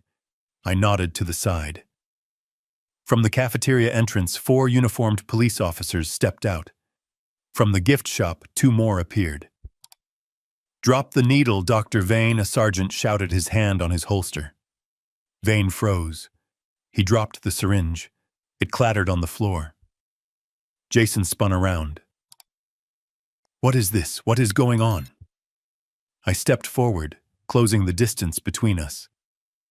What is going on, Jason, is that you walked into the wrong room. I looked him in the eye. You touched him, I said, my voice low and dangerous. You put your hands on him to hurt him. I pointed to the bruise on Sammy's arm. That marks the end of my mercy. Officers, I said, turning to the police. Take him. Jason tried to back away, but he bumped into Valerie, who was already trembling. You cannot arrest me, Jason screamed. He is my father. This is a family matter. It is a criminal matter, Sullivan said, stepping forward with a file in his hand. Kidnapping, conspiracy to commit fraud, and assault on a minor. The officers moved in. They grabbed Jason. They grabbed Valerie. Sammy pulled free. He ran to me. I caught him. I held him tight, burying his face in my expensive suit so he would not have to see his parents being handcuffed. It is okay, Sammy, I whispered, stroking his hair. It is over. Grandpa is here. I looked over Sammy's head at Jason as they dragged him away. He was screaming, crying, begging. Dad, please. I am your son. I looked at him with eyes as cold as the grave. No, I said. You are just a bad investment. And as the automatic doors slid shut behind them, cutting off his screams, I felt the weight of the last 5 years lift. I held my grandson's hand. Let us go get some ice cream, Sammy, I said. I think we both earned it. The private office of the hospital administrator, Dr. Eris, was dimly lit, the blinds drawn against the gray morning rain. I sat in a high-backed leather chair, watching the security monitors that lined the wall like the eyes of a silent god. Beside me, Sullivan adjusted his cufflinks, his face a mask of professional detachment. We were the spiders sitting in the center of the web, waiting for the vibration of the thread. It was time to make the call. Sullivan picked up a burner phone. He dialed the number for Russo, the disgraced private investigator Jason had hired in his desperation. I signaled for silence, though the room was already quiet enough to hear a pin drop. Mr. Russo, Sullivan said, his voice changing pitch, slightly becoming rougher, more urgent. I have a tip on the King case. I watched Sullivan work. He was a master. He did not give the information away too easily. He made Russo work for it. He pretended to be a concerned hospital orderly, a man who wanted a reward, a man who had seen a confused old billionaire wandering the geriatric ward. He is here, Sullivan whispered into the phone. He checked in under a pseudonym, but I recognized him from the news. He is talking to himself. He thinks it is 1980. He is asking for his son. If you want him, you better hurry before security realizes who he is and moves him. Sullivan hung up and destroyed the SIM card, snapping it in half with a dry crack. The bait is in the water, he said. Now we wait. I leaned forward, staring at the screen that showed the hospital entrance. I tried to imagine what was happening on the other side of the city in that cheap motel room. I could see Jason's phone ringing. I could see him answering, listening, his face transforming from defeat to manic triumph. I could see him grabbing Valerie by the arm. I could see him shaking Dr. Vane awake. We got him, Jason would be screaming. We got the old man. They would not see a trap. They would see a lifeline. They would see a way to reverse the eviction, to unlock the accounts, to erase the last 48 hours of humiliation. They would think that if they could just get a needle in my arm and a signature on a piece of paper, they could rewrite reality. It was pitiful. It was also dangerous. Dr. Aris walked into the room. He looked nervous, wiping sweat from his forehead with a handkerchief. "Conrad," he said, "are you sure about this? Bringing a confrontation like this into my hospital? If there is violence—" "There will be no violence, John," I assured him, though my eyes never left the screens. "Only justice. My security team is hidden in the cafeteria. The police are on standby in the parking garage. This ends today." Dr. Aris nodded and left, closing the door softly. 20 minutes passed, then 30, and then I saw it. A battered rental sedan careened into the drop-off zone, ignoring the signs for ambulances only. It screeched to a halt half on the curb. "Here we go," I whispered. The driver's door flew open. Jason stepped out. He looked like a man possessed.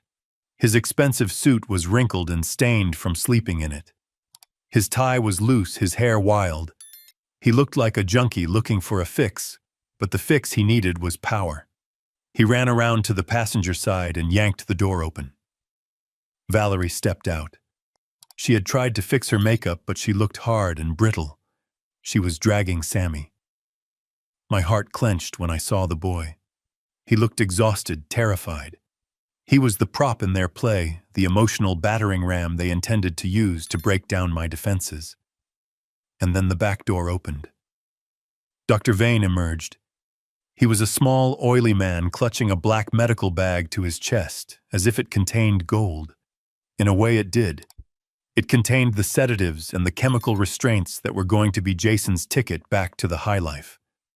I watched them march toward the automatic sliding doors. Jason was shouting orders at them, pointing at the entrance. He was the general of a ragtag army marching into a massacre. They entered the lobby.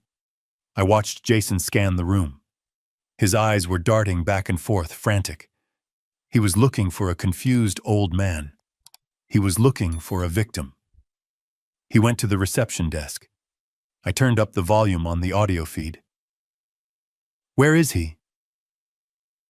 Jason slammed his hand on the counter. "Conrad King. He was admitted an hour ago.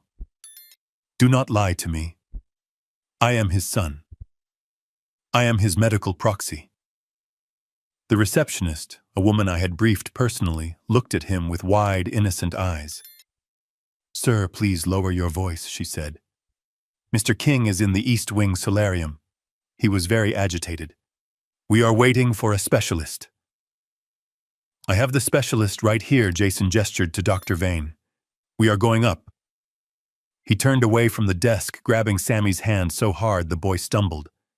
"Come on," Jason hissed at his group, "before he leaves." I stood up in the office. I buttoned my jacket. I checked my reflection in the glass of the window. I did not look like a victim. I looked like the man who built the skyline visible through the rain. "Let us go, Sullivan," I said. We walked out of the administrator's office and down the long corridor that led to the solarium. My footsteps echoed on the tile floor, a steady rhythmic drumbeat. I could hear them ahead of me. I could hear Jason's heavy breathing. I could hear Valerie's heels clicking rapidly. I could hear the soft whimper of my grandson. They were rushing toward the East Wing, thinking they were hunting a ghost. They turned the corner into the solarium, a wide open space filled with plants and sunlight that filtered through the rain-soaked glass ceiling. It was empty. Jason stopped in the center of the room, spinning around. "Where is he?" he shouted. "He was supposed to be here." Valerie looked around, panic rising in her eyes. "Jason, this feels wrong. There is no one here. It is too quiet." "Check the rooms," Jason ordered Dr. Vane. "He is hiding. He is scared. Have the syringe ready. As soon as you see him, hit him." "I do not want him talking.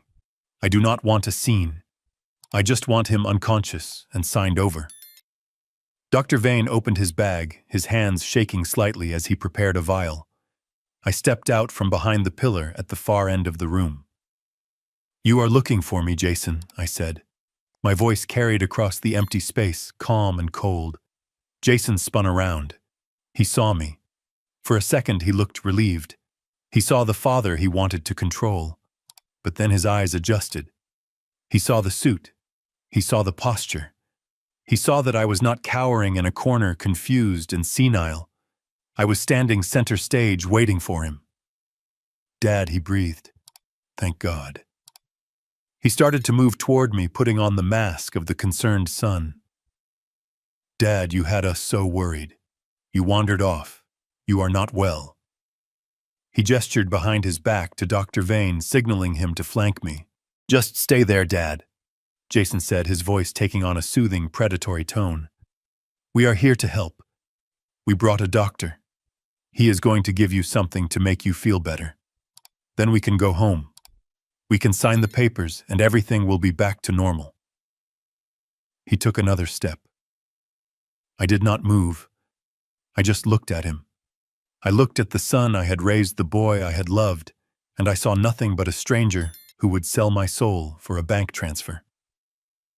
"You brought a doctor," I said, my eyes flicking to Vane, who was creeping closer, the syringe hidden in his palm. "Or did you bring an executioner?" Jason faltered. "What?" "No, Dad. You are confused. This is for your own good." I smiled. It was not a nice smile.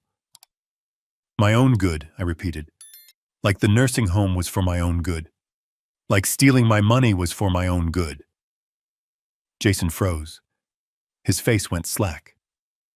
"How do you know about that?" he whispered. "Because I know everything, Jason," I said. "I know about the credit cards. I know about the offshore accounts. I know about the plan to drug me." I took a step forward. "And I know you pinched my grandson to make him cry for a video." Jason's eyes went wide.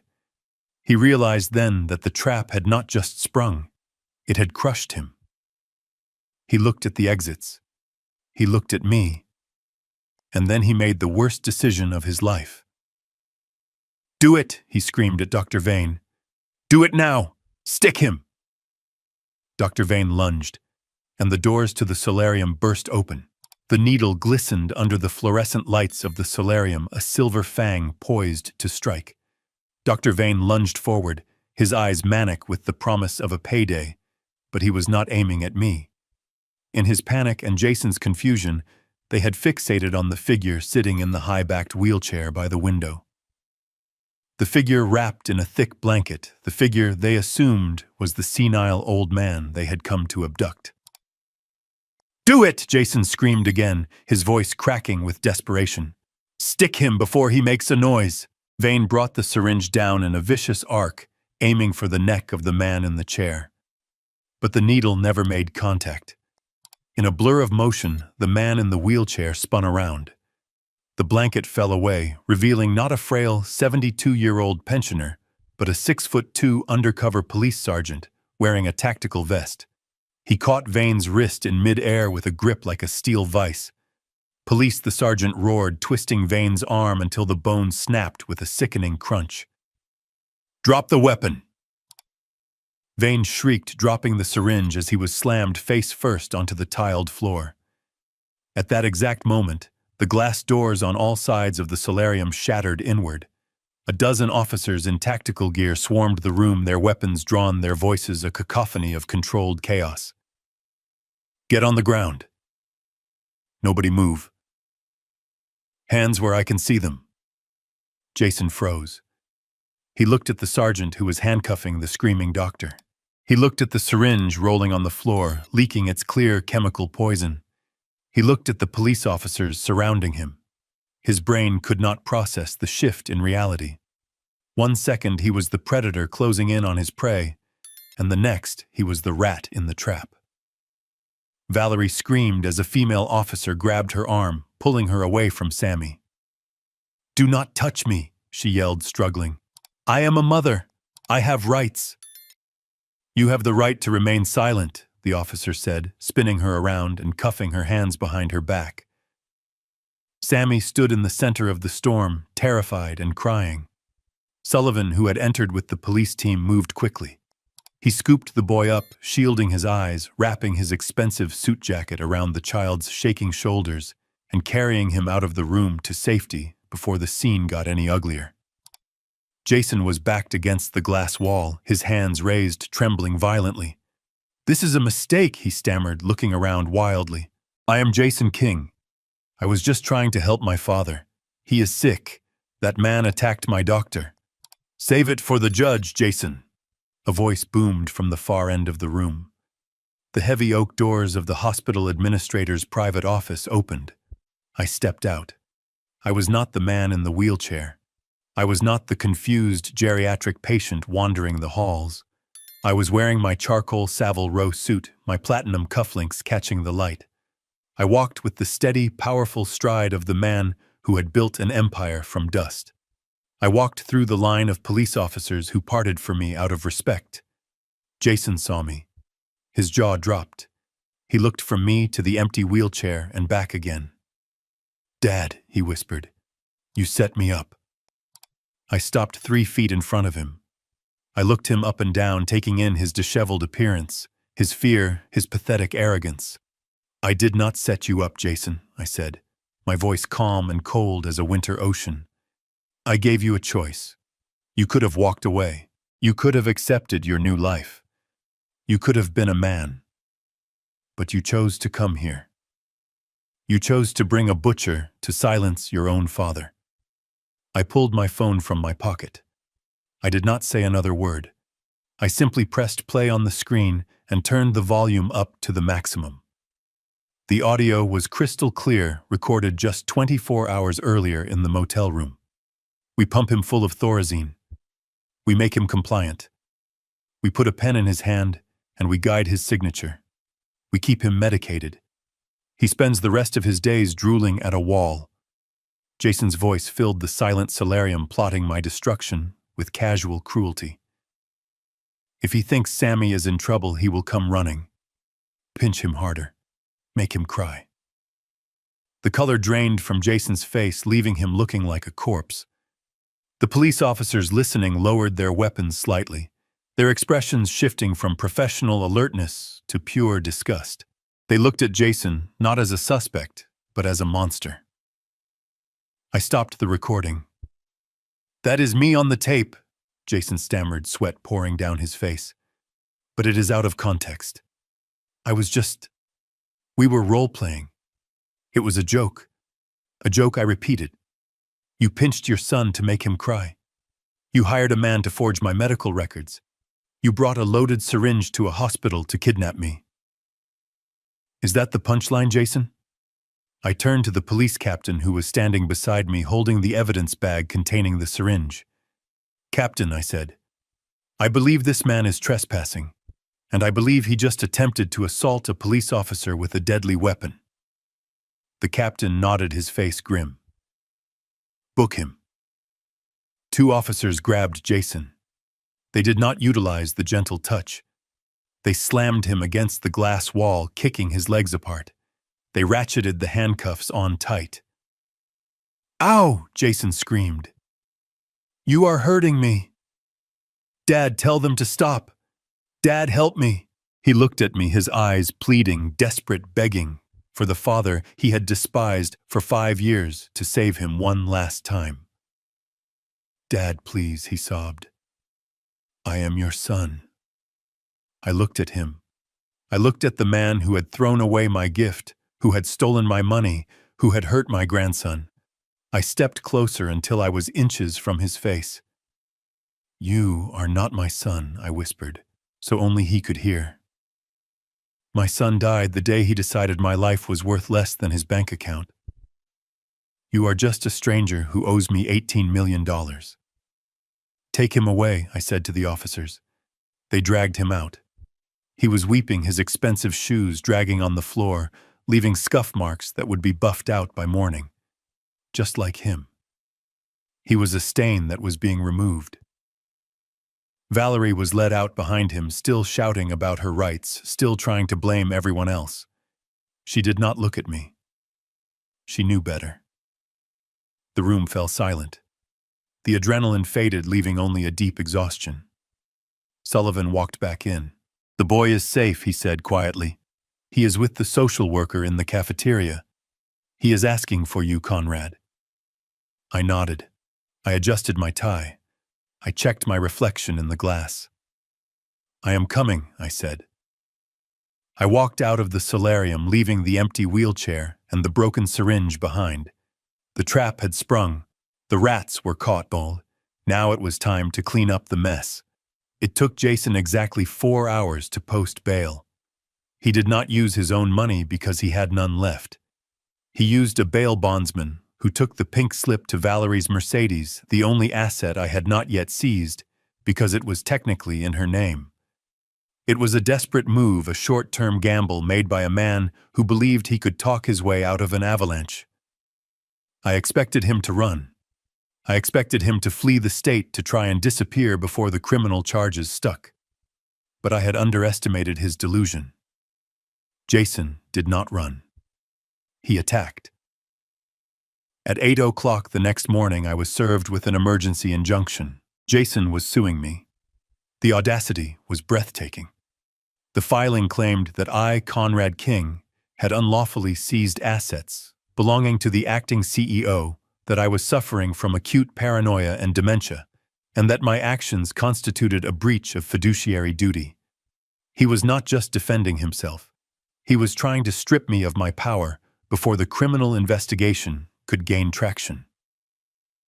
The emergency hearing was set for 10 a.m. before a duty judge in family court. It was a closed session, but the tension in the hallway was thick enough to choke on. I sat on the wooden bench outside the courtroom, flanked by Sullivan and 2 security guards. I looked calm, but inside my blood was boiling. Jason arrived minutes later. He had showered and changed. He was no longer the disheveled maniac who had screamed in the hospital lobby. He was wearing a navy blue suit, a modest tie, and an expression of pained concern. He looked like a choir boy who had been wrongly accused. Valerie walked beside him wearing a simple gray dress and no jewelry, clutching a tissue. They were in costume. They were playing the role of the loving family, besieged by tragedy. Jason stopped when he saw me. He did not scream. He did not lunge. He looked at me with eyes that shimmered with unshed tears. "Dad," he said, his voice trembling perfectly. "Why are you doing this? We just want you to get help." I did not answer. I simply looked at him. I looked at the performance, and I wondered if he even knew where the lie ended and the truth began. We went inside. The courtroom was small, smelling of floor wax and old paper. The judge was a stern woman named Judge Halloway, who looked like she had no patience for drama. Jason's lawyer, a man named Blackwood, stood up. He was expensive. I wondered who Jason had promised to pay him. Probably me, once he regained control of the accounts. "Your Honor," Blackwood began, his voice smooth as oil. "We are here today because a tragedy is unfolding. My client, Mr. Jason King, has spent the last 5 years tirelessly running King Logistics while caring for his aging father. He has sacrificed his own well-being to ensure his father was comfortable."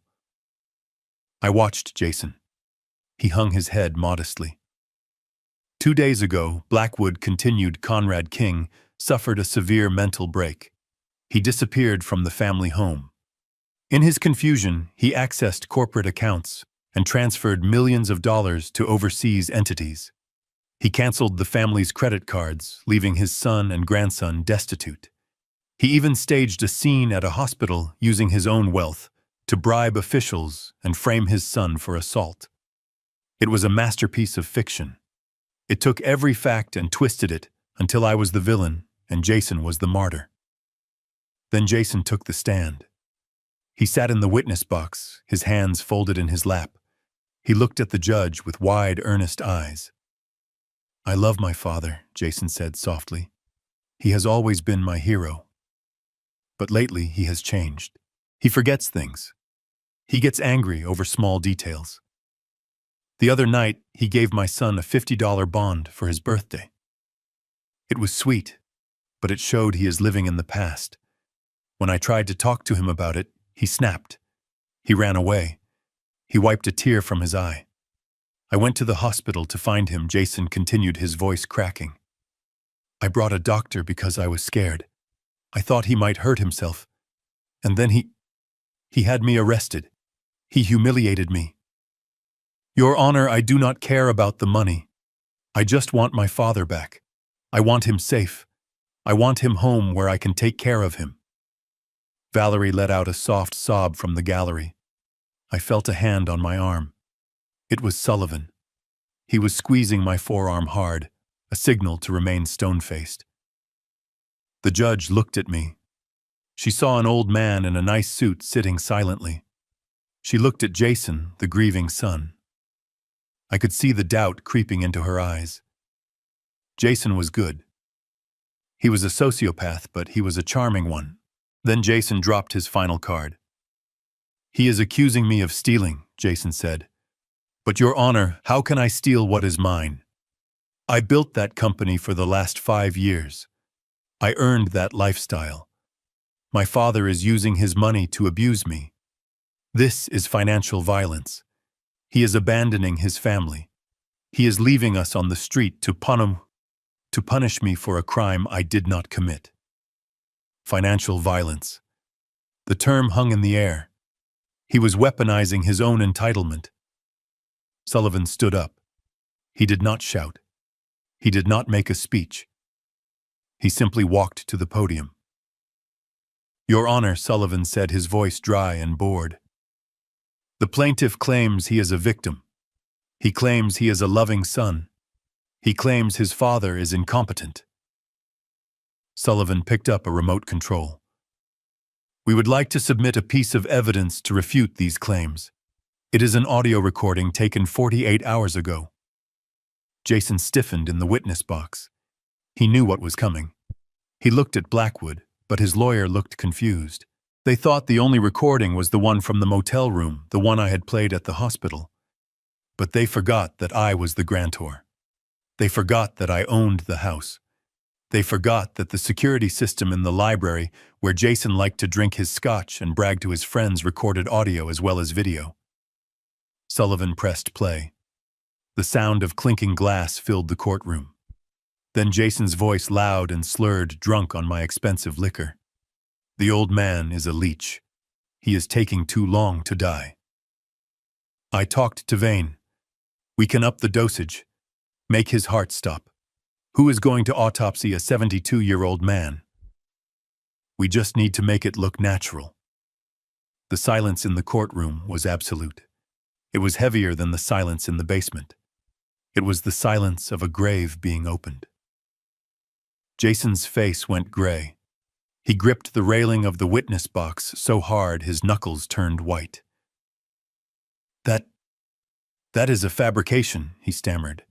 That is AI. Deepfake. Judge Holloway looked at him. Her expression had changed from curiosity to cold fury. Sit down, Mr. King, she said. But Your Honor, Jason stood up. Sit down, she barked. She turned to Sullivan. Continue, counselor.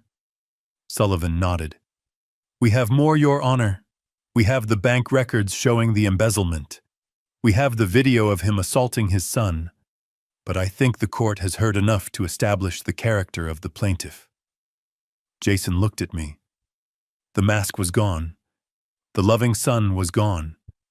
There was only hatred, pure and undiluted. You set me up, he mouthed. I looked back at him. I did not smile. I did not gloat. I just looked at him with the weary eyes of a man who had finally accepted the truth. The judge banged her gavel. Motion for injunction denied, she ruled. Motion for guardianship denied. Mr. King, you are remanded into custody for violation of your bail conditions pending the criminal investigation into conspiracy to commit murder. The bailiff moved toward Jason. Jason stood up. He looked around the room looking for an exit, looking for a savior. He looked at Valerie. She looked away. She was already plotting her own survival, already figuring out how to distance herself from the sinking ship. No, Jason screamed as the bailiff grabbed his arm. No, this is wrong. I am the victim. He is the monster. He pointed at me. He is not even my father! Jason shrieked, his mind snapping under the pressure of the collapse. He hates me because I am better than him. The words echoed in the room. He is not even my father. He meant it as an insult. He meant it metaphorically. But as I watched them drag him away, kicking and screaming, I reached into my pocket and touched the folded piece of paper Sullivan had given me that morning. The paper I had been saving for the final blow. He was right. I was not his father. And it was time for him to know why. "Wait," I said, my voice cutting through the chaos of the courtroom like a gavel strike. The bailiffs paused, their grip still tight on Jason's arms. Judge Holloway looked at me over her spectacles. The room went silent. The only sound was Jason's ragged breathing. He looked at me with wild eyes, his hair plastered to his forehead with sweat. He had just screamed that I was not his father. He had meant it to hurt me. He had meant it to distance himself from the monster he thought I was. I reached into the inside pocket of my jacket. I did not pull out a weapon. I pulled out a sealed envelope. It was old. The edges were yellowed with age, the paper brittle. It had been sealed with wax 40 years ago, and it had never been opened. Sullivan handed me a letter opener. "Your Honor," I said, stepping forward. "The plaintiff has made a statement. He claims I am not his father. I would like to enter a final piece of evidence into the record. It is a document that has been in my private safe since 1984. I slit the envelope open. The sound was loud in the quiet room. I pulled out a single sheet of paper. It was a paternity test report from a lab that no longer existed, signed by a doctor who was long dead. I walked over to Jason. The bailiffs stepped back slightly, allowing me into his personal space. "Read it, Jason," I said, holding the paper up. Jason looked at the paper. His eyes scanned the lines. He blinked. He shook his head. He read it again. "Probability of paternity 0%. The blood drained from his face so fast, I thought he was going to faint. He looked up at me, his mouth opening and closing without sound. "I do not understand," he whispered. "Mom." Mom said. "Your mother was a wonderful woman," I said, my voice softening just a fraction for the memory of Catherine. "But she was human. She made a mistake 40 years ago. She had an affair, Jason, with a tennis instructor in the Hamptons. When she found out she was pregnant, she was terrified. She told me the truth on her deathbed." I turned to the judge. "Your Honor," I addressed the court. "When my wife died, I made a promise. I promised her I would raise this boy as my own. I promised I would give him my name, my home, and my love. I promised I would never let him know that he was not a king by blood." I looked back at Jason. "I kept that promise for 40 years, I said. "I gave you every opportunity. I gave you the best schools. I gave you the company. I gave you a life most men only dream of. All I asked in return was respect. All I asked was that you be a good man." I leaned in closer. "But you broke the contract, Jason. You broke it when you stole from me. You broke it when you tried to drug me. And you broke it when you hurt my grandson. The promise is void." Jason slumped in the arms of the bailiffs. He looked small. He looked like a child who had gotten lost in a mall. This means," he stammered. "It means you have no standing." Sullivan interjected, his voice sharp. "The King family trust is explicit. Beneficiaries must be direct biological descendants of Conrad King. You are not a beneficiary, Jason. You are a stranger. You have no claim to the money, no claim to the house, no claim to the legacy. You are just a man who committed fraud." Jason let out a sound that was half sob, half laugh. It was the sound of a mind snapping. "I am nobody," he whispered. "No," I corrected him. "You could have been somebody. You could have been my son. Blood does not make a father, Jason. Love does. And you killed that love." I nodded to the bailiffs. Get him out of my sight. They dragged him away. He did not fight this time. He went limp, his feet dragging on the floor. He stared at the ceiling, his eyes empty. He had lost his fortune, his freedom, and now his identity. He was a hollow shell. But I was not done. I turned my attention to the gallery where Valerie was sitting. She had been trying to make herself invisible, shrinking into the wooden bench. When Jason was dragged out, she stood up quickly, smoothing her skirt. She looked at me, then at Sullivan, then at the door. She was calculating. She was running the numbers. "Mr. King," she said, her voice trembling but gaining strength. "Conrad, I did not know about the DNA, about any of it." "Sit down, Valerie," I said. She froze. "I am not finished," I said. Sullivan stepped forward, opening a new file. This one was thick. It was the forensic accounting report. "We are moving for an immediate indictment on embezzlement charges," Sullivan announced to the room. During his tenure as CEO, Jason King misappropriated $5 million of company funds. He purchased 3 Ferraris, which he listed as office equipment.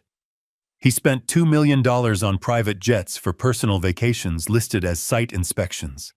And he spent another $1 million on escorts and high-stakes poker games listed as consulting fees. Valerie gasped. She put a hand to her mouth. "He told me those were bonuses," she cried. "He told me he earned that money." "Ignorance is not a defense," Mrs. King Sullivan said. "You spent the money too. The handbags, the jewelry, the spa trips. You are a co-conspirator." Valerie's eyes darted around the room. She saw the judge watching her. She saw the stenographer typing every word. She saw the walls closing in. "I will testify," she blurted out. The room went quiet again. "I will testify against him," she said, her voice rising in pitch. "I will tell you everything. I will tell you about the plan to drug you. I will tell you about the forgery. I will give you the dates, the times, everything. Just keep me out of prison. I have a son. I have Sammy.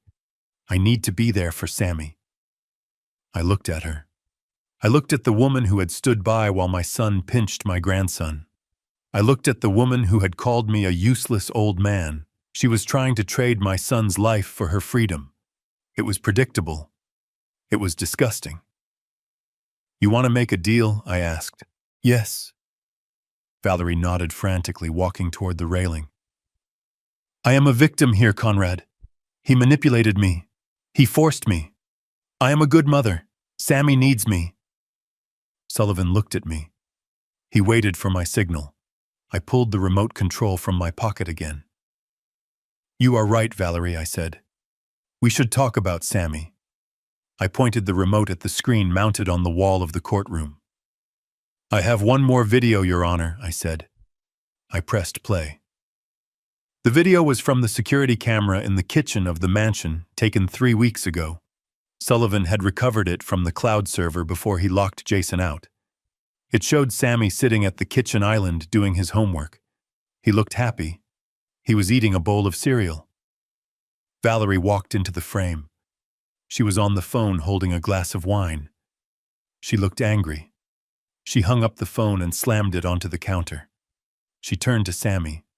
"Stop eating so loud," she screamed at him. Sammy flinched. I am sorry, Mom." She grabbed the bowl of cereal and threw it into the sink. It shattered. "You are useless," she yelled. "Just like your grandfather. Always eating, always taking up space. Why can't you be perfect? Why do you have to be so stupid?" Sammy started to cry. "Stop crying," Valerie hissed. She grabbed his face, squeezing his cheeks with her long, manicured nails. "If you cry, I will give you something to cry about. You ruin everything. I wish I never had you." The video ended. The courtroom was silent. Judge Holloway looked physically ill. She looked at Valerie with a mixture of horror and fury. Valerie was shaking her head. That was a bad day. I was stressed. I didn't mean it. You told a 10-year-old boy you wished he was never born." I said, my voice shaking with rage. You terrorized him, you bullied him, and when Jason pinched him to make him cry for that video, you held the camera. I turned to the judge. Your Honor, I am petitioning for full and immediate custody of Samuel King. Both parents have demonstrated a pattern of abuse, neglect, and criminal behavior. They are unfit. Judge Holloway did not hesitate.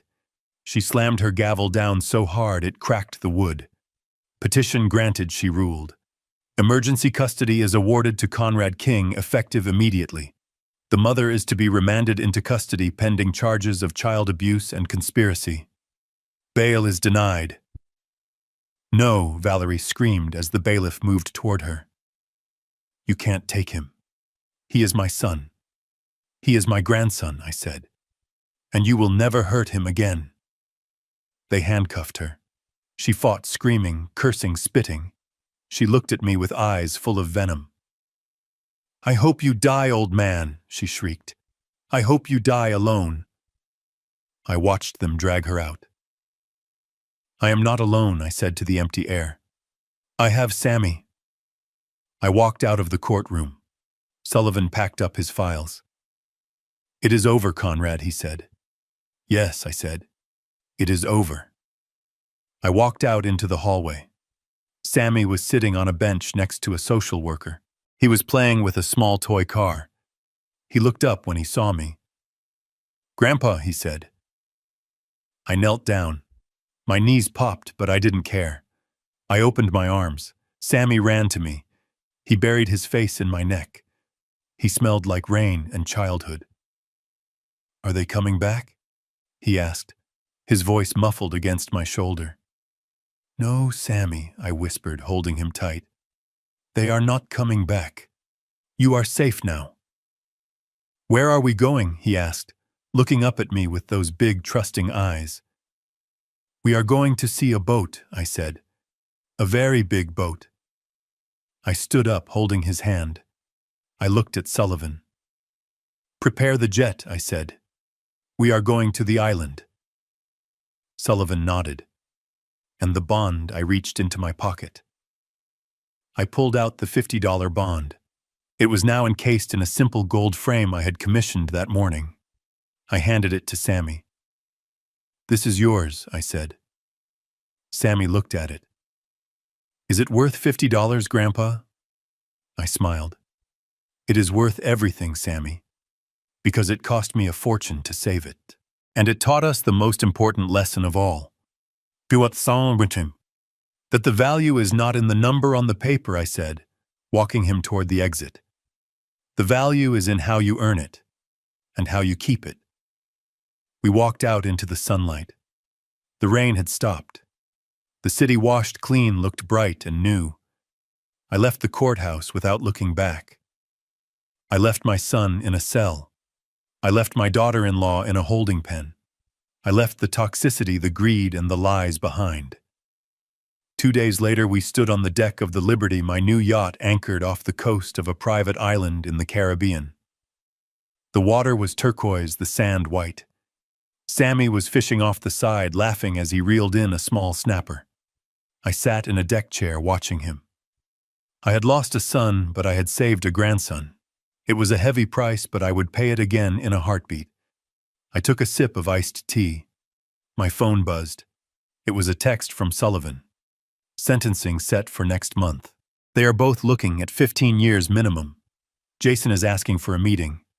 I typed a reply. Request denied. I put the phone away. I watched Sammy release the fish back into the water. Let him go, Grandpa Sammy shouted. He wants to be free. Yes, Sammy, I said, closing my eyes and feeling the sun on my face. We all want to be free. And for the first time in 5 years, I finally was. Throughout my life, I believed that building an empire was my greatest achievement. I was wrong. Wealth is nothing but a magnifying glass. It reveals who you truly are. For Jason and Valerie, it amplified their greed and cruelty. For me, it became the sword I needed to sever the ties that were strangling my family. I learned that blood does not define loyalty, and DNA does not guarantee love.